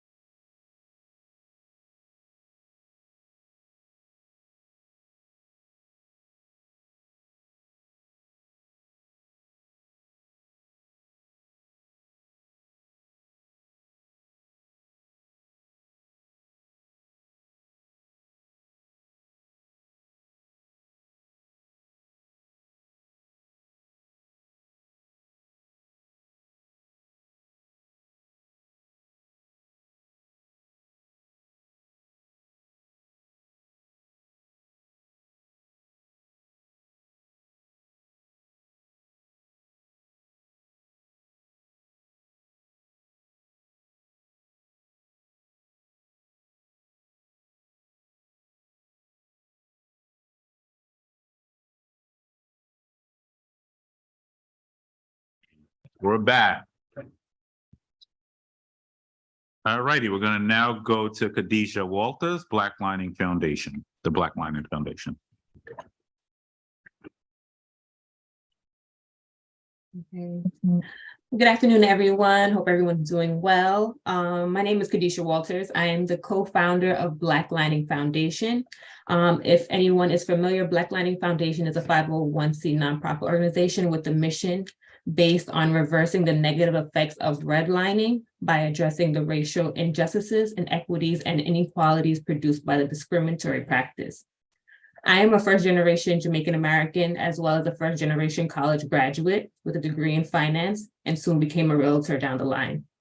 Being a part of these two industries, I witnessed a great disparity between communities when it came both to finance and real estate, two of the most crucial resources needed to thrive in America today. Thus became the creation of Black Lining Foundation with my co-founder, Dr. Sharon Gonzalez. We compare places like Forest Hills or Corona, and we can definitely, once we go to any of these places, we definitely see some and feel some definitely disparities. If we look back at anything, when you look back at the actual lining drawn by the HOLC back in the 1930s, and look at the actual disparities going on in each district of each of our communities today, you can definitely see some of the results of redlining still permanent today. So what we do provide at Black Lining Foundation, we provide financial and asset building resources that were once deprived from these communities. We want to be able to hold our community accountable for the conditions and help upright the greenery and the resources community out to these communities. We currently provide free financial literacy workshop, generational wealth workshops, mentorship, and elderly estate planning resources. We are currently looking for capital funding for equipment for laptops and projectors to be able to go to these facilities to provide these free resources and workshops. And we're also looking for expense funding to support our ongoing programming to strengthen the communities. Thank you. All right. And tell me where you specifically doing your workshops and what is your actual capital ask? So we're currently, as right now, we're doing workshops online, especially with the transition with obviously with COVID, we've been producing everything online. So we do a lot of our marketing. We do it via the networks that we have, the libraries we promote on, things like that. Our essential capital ask right now would be about $5,000. That would be essentially gratefully helpful to be able to just reach out to the communities and be able to move and actually start going into facilities now that places are actually opening. All right. Well, thank you for your work. Thank you for your testimony. Thank you. All righty. Next, we'll go on to poetry. Ranka Manas. Kanging Sindo, Malu Heritage. Good afternoon, QBP. Hey, poetry. I have no teeth that fell just before my speech, so I'm not gonna smile that much. Thank you, everyone. Thank you for giving me a chance to speak again today. Well, I really have to take time off so that I can do this. Otherwise, we cannot go generate our process. Okay, let me read this. Honoring diversity and empowerment through arts. And culture and arts are powerful tools to educate societies about alternatives to violence and mobilize people to undertake creative actions to challenge injustice and advance a sustainable peace. Immigrants, Queens, AAPI, Latino, and BIPO, BIPOC communities have cultural reservoir that can be tapped to advance empowerment, transformation, focus on creativity rather than hatred as a coping mechanism and scapegoating.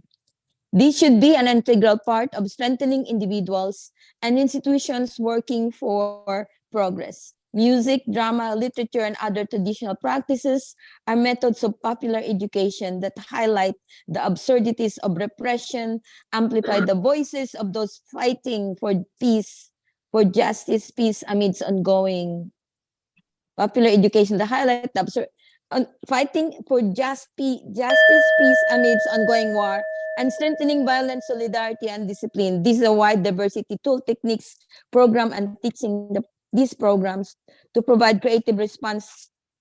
And these are our asks. Where the capital funding, I don't know how much would that be because I don't want to ask. I think we just need to partner. There was a speaker from Sarah and another developer who was asking for creating a building. Maybe we can partner with these two big developer and give us a space, one of the spaces in that building to become a space for school, dance, music, martial art, and also showcasing this. And we're able to serve also the community that is going to be residing in that building. This idea has come. All right, I'm gonna write you a letter, and we're requesting $100,000 for operation and program. But I'm going to further talk about the possibilities of partnering with these big developers and giving us a space so that we will not go anywhere for rehearsals and classes. And it is very important that we don't have to go to rooms of doctors after my work and say, everyone go home because I'm going to turn this into rehearsal space. I have seen today and I heard today that there are great developers asking for $1 million. So maybe we can piggyback in that part of the building that they're doing. All right, thank you. And we'll keep that in mind as development happens, and we'll work with the local councilwoman. And if there's possibilities, we certainly always push for community-based organizations to be a part of these developments. So we'll stay in touch on that. All right. Thank you, QBP. Thank you. Go to Sarah. Yeah. All right. So we're now going to go to Sarah Fraser, Socrates Sculpture Park Incorporated. Thank you, Poetry.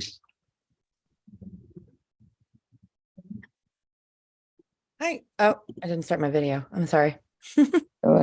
Hi, I'm Sarah Fraser. I'm the Director of Development and Communications at Socrates Sculpture Park, which is a community-engaged waterfront park dedicated to supporting artists in the production and presentation of contemporary public art.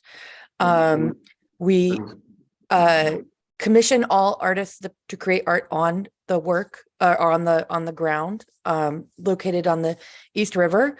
This was once an abandoned landfill, and it's now one of New York City's most prominent exhibition venues for public art. And it's also a cultural anchor here in Queens and an important neighborhood park for our community. We present inclusive public and educational programming, and the park is open 365 days a year, and the admission and the programming that we offer are always free. Socrates' extensive roster of events, over 170 different things we had in 2021. We're just counting out what we did for 2022 now. But it ranged from festivals and live performances, yoga, meditation. We had a farmer's market. We have events designed for the whole diverse audience of Queens. To reach this audience, we rely on printed promotional material, signage. We'd like to do signs on the lampposts going forward. We also do a mailer to 5,000 New York City area households annually. We are looking for expense funding to support our new Agora series, which happens monthly through June through September, or no, a little bit longer than that, maybe October. Engages different partners from around Queens to present programming in our park.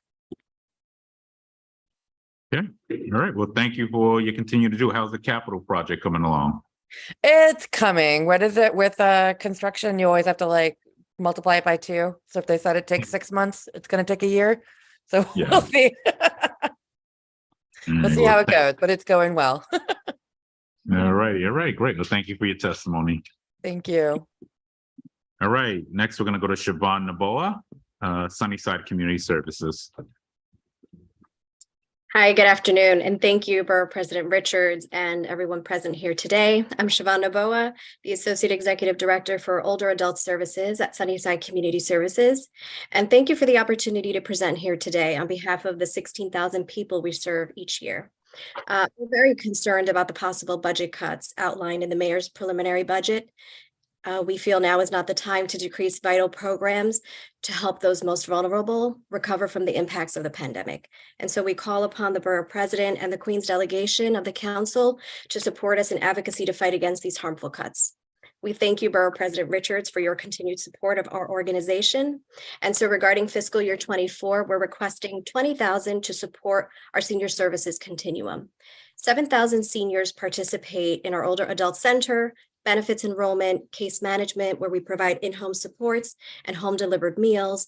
We provide volunteering with friendly visiting to prevent isolation, caregiver supports, and that just names a few. Their discretionary allocation is going to be vital to help us continue to meet these needs. We're also requesting $10,000 to support our Woodside Houses Cornerstone Community Center and our Sonic Boulevard After School program. So the latter is focused on children living in a family housing shelter, and both of these programs have very tight budgets, and we could use additional funding for enrichment activities. We're also requesting $100,000 in capital support to upgrade and replace furniture, equipment damaged by Hurricane Ida. The storm caused substantial damage, and our partners at NYCHA have been making repairs, and so we're asking for funds to cover the cost of new furniture, equipment to fully furnish the Woodside Houses Community Center. So we're grateful for your support, Borough President, and the opportunity to outline these needs, and look forward to your continued advocacy. Thank you. Thank you. And of course, we're going to fight those cuts. So thank you. Thanks, Sunnyside Community Services, for all you do. Thank you. Thank you. All righty. Next, we're going to have the Samaritans of New York Incorporated. Ms. O'Grady.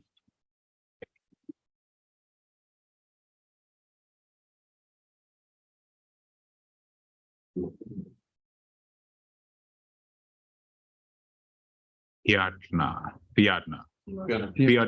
O'Grady. Fiodna O'Grady. Oh, you're on mute.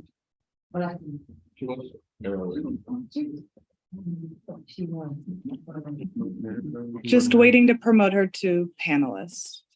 Okay, no problem.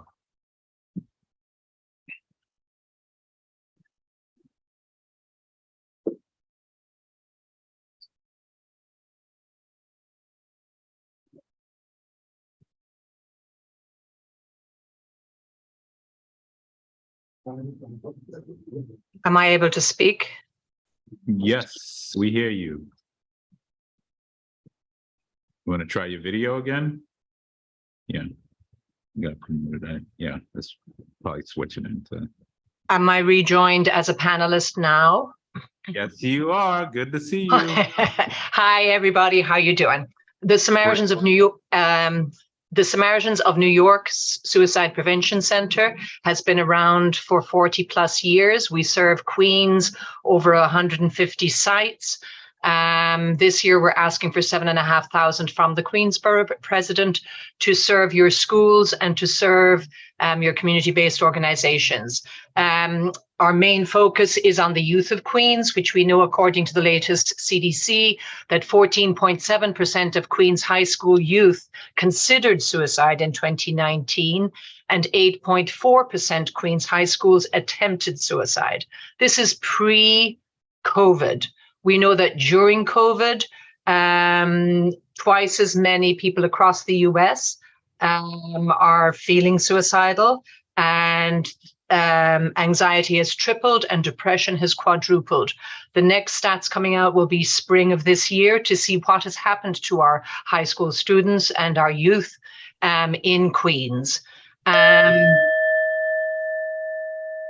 With your funding, we can do community outreach. We have a long relationship with the Department of Education, so we're able to email every school guidance counselor and every suicide prevention liaison in every school, inviting them to trainings, technical assistance. We do consultants. We go online and do Zoom trainings for schools. We've been doing it for years, and we would love your support. We also have a citywide resource page, and we'd like to partner with you on a Queens specific resource page, because we're interested in organizations going locally to organizations that would be an ally to suicide prevention, as we plus another couple of organizations throughout the city are the only people, despite suicide being one of the 10th leading causes of death across the United States.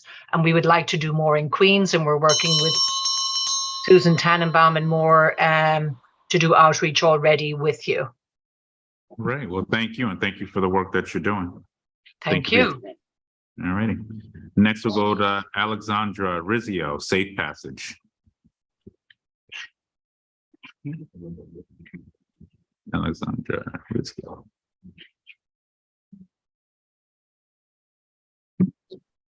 Hi there. Can you hear me? Yes. Great. Hello. Thank you to the Queens Borough President and Board for inviting testimony today. My name is Alexandra Rizzio, and I am the Managing Attorney for Policy and Partnerships at Safe Passage Project, a nonprofit legal services organization that provides free representation to immigrant children facing deportation.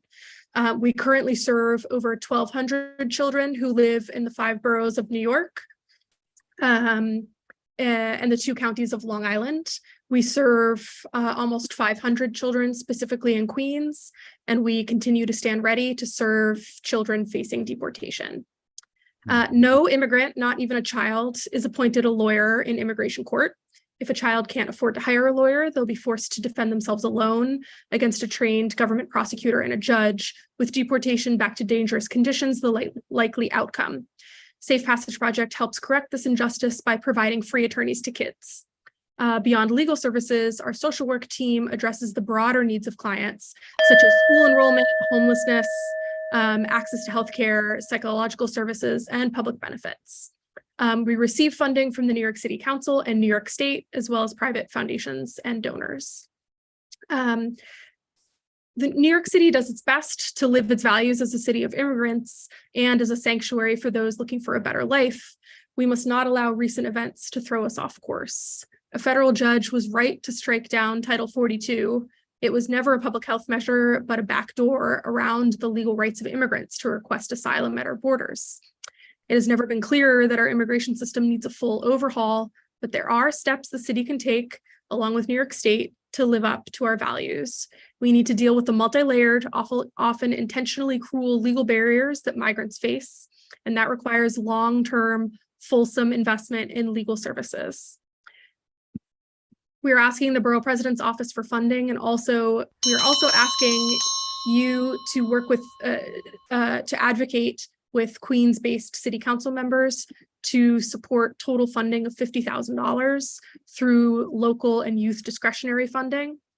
And this would be separate from funding that Safe Passage Project already receives through the iCare Coalition, which is funded through the City Council. Thank you. Can you get City Council funding already? We do. Okay, great. And tell me, you're seeing an increase in cases at this moment?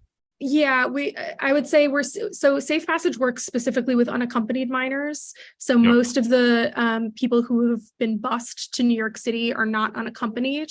Right. But we are seeing a consistently, over the past number of years, we've seen a consistently increasing number of kids in need of attorneys. And we're also seeing, I think that really the crux of it is that cases last longer these days. And that's true really at the national level due to court backlogs at the Immigration Agency, USCIS, things, cases that in the past had taken 18 months to 2 years are now taking between 2 and 6 years. And we work with our clients throughout that process, throughout the life of a case until they get a green card. So that means that every time we take a case, we have to of course, we want to stick with them and ensure that they're getting all the services they need. But the length of that case is really drawn out, which, in turn means that we need more services from government sources in order to, ensure that these kids get access to due process. Well, thank you. And thank you for the work you're doing. I remember these conversations bubbling up under Speaker Melissa Mark-Viverito. Yes. Yeah. I was one of the first attorneys hired under, through iCare, which was Speaker Mark Viverito's brainchild, along with many others. When they said it couldn't be done. And we did it. I'm still here 8 years later, so. Yep, exactly. Yeah. Well, it's good to see the work that you're continuing to do. And Thank please you. keep us as, advocates for you. So thank you Thank you so so much. much. Thank you. All righty. Thank you. All right. Are there any other individuals who wish to testify today? So raise your hand or forever hold your peace. All right, we see anyone else? All right. Yep. We're gonna close out. All right. Well, I want to thank everyone for attending. Can't remember how many people we've heard from the last 2 days, but certainly feels like close to 200. Want to thank everybody who's attended today to make their voice heard and to advocate on behalf of our city, but in particular on behalf of our borough. I want to start by also thanking our staff. I want to thank our budget director, Iraq. Thank you. First one down. And he's still standing. Our Deputy Borough President, Ebony Young, Deputy Chief of Staff, Brittany Scott, Chief of Staff, Michael Mallon, Omar, Suzanne, Shern, Supra, Lisa. Did I leave anybody else out? Fanny. Oh, the whole Stephen, the whole team, budget teams. Thank you. All of Fiscal. Thank you for helping us get through this. I want to thank the individuals and organizations once again that testify this year. We value all the points made and we'll consider them when responding to the mayor's fiscal year 2024 preliminary budget. Once again, I want to thank all of the organizations, community board chairs, New York City Council, Queens delegation members and their staff members who showed up. And I also want to thank once again all of my staff members who made this possible. I think we're going to move to continue to build a stronger Queens together. And I am, I can't tell you, more excited about the future of Queens based on the work that all of these organizations who testified today are doing and contributing to bettering our borough. So no matter how small your organization is or how large your organization is, our borough would not be what it is without you. So I want to thank you. This now closes out this year's budget hearings. God bless you.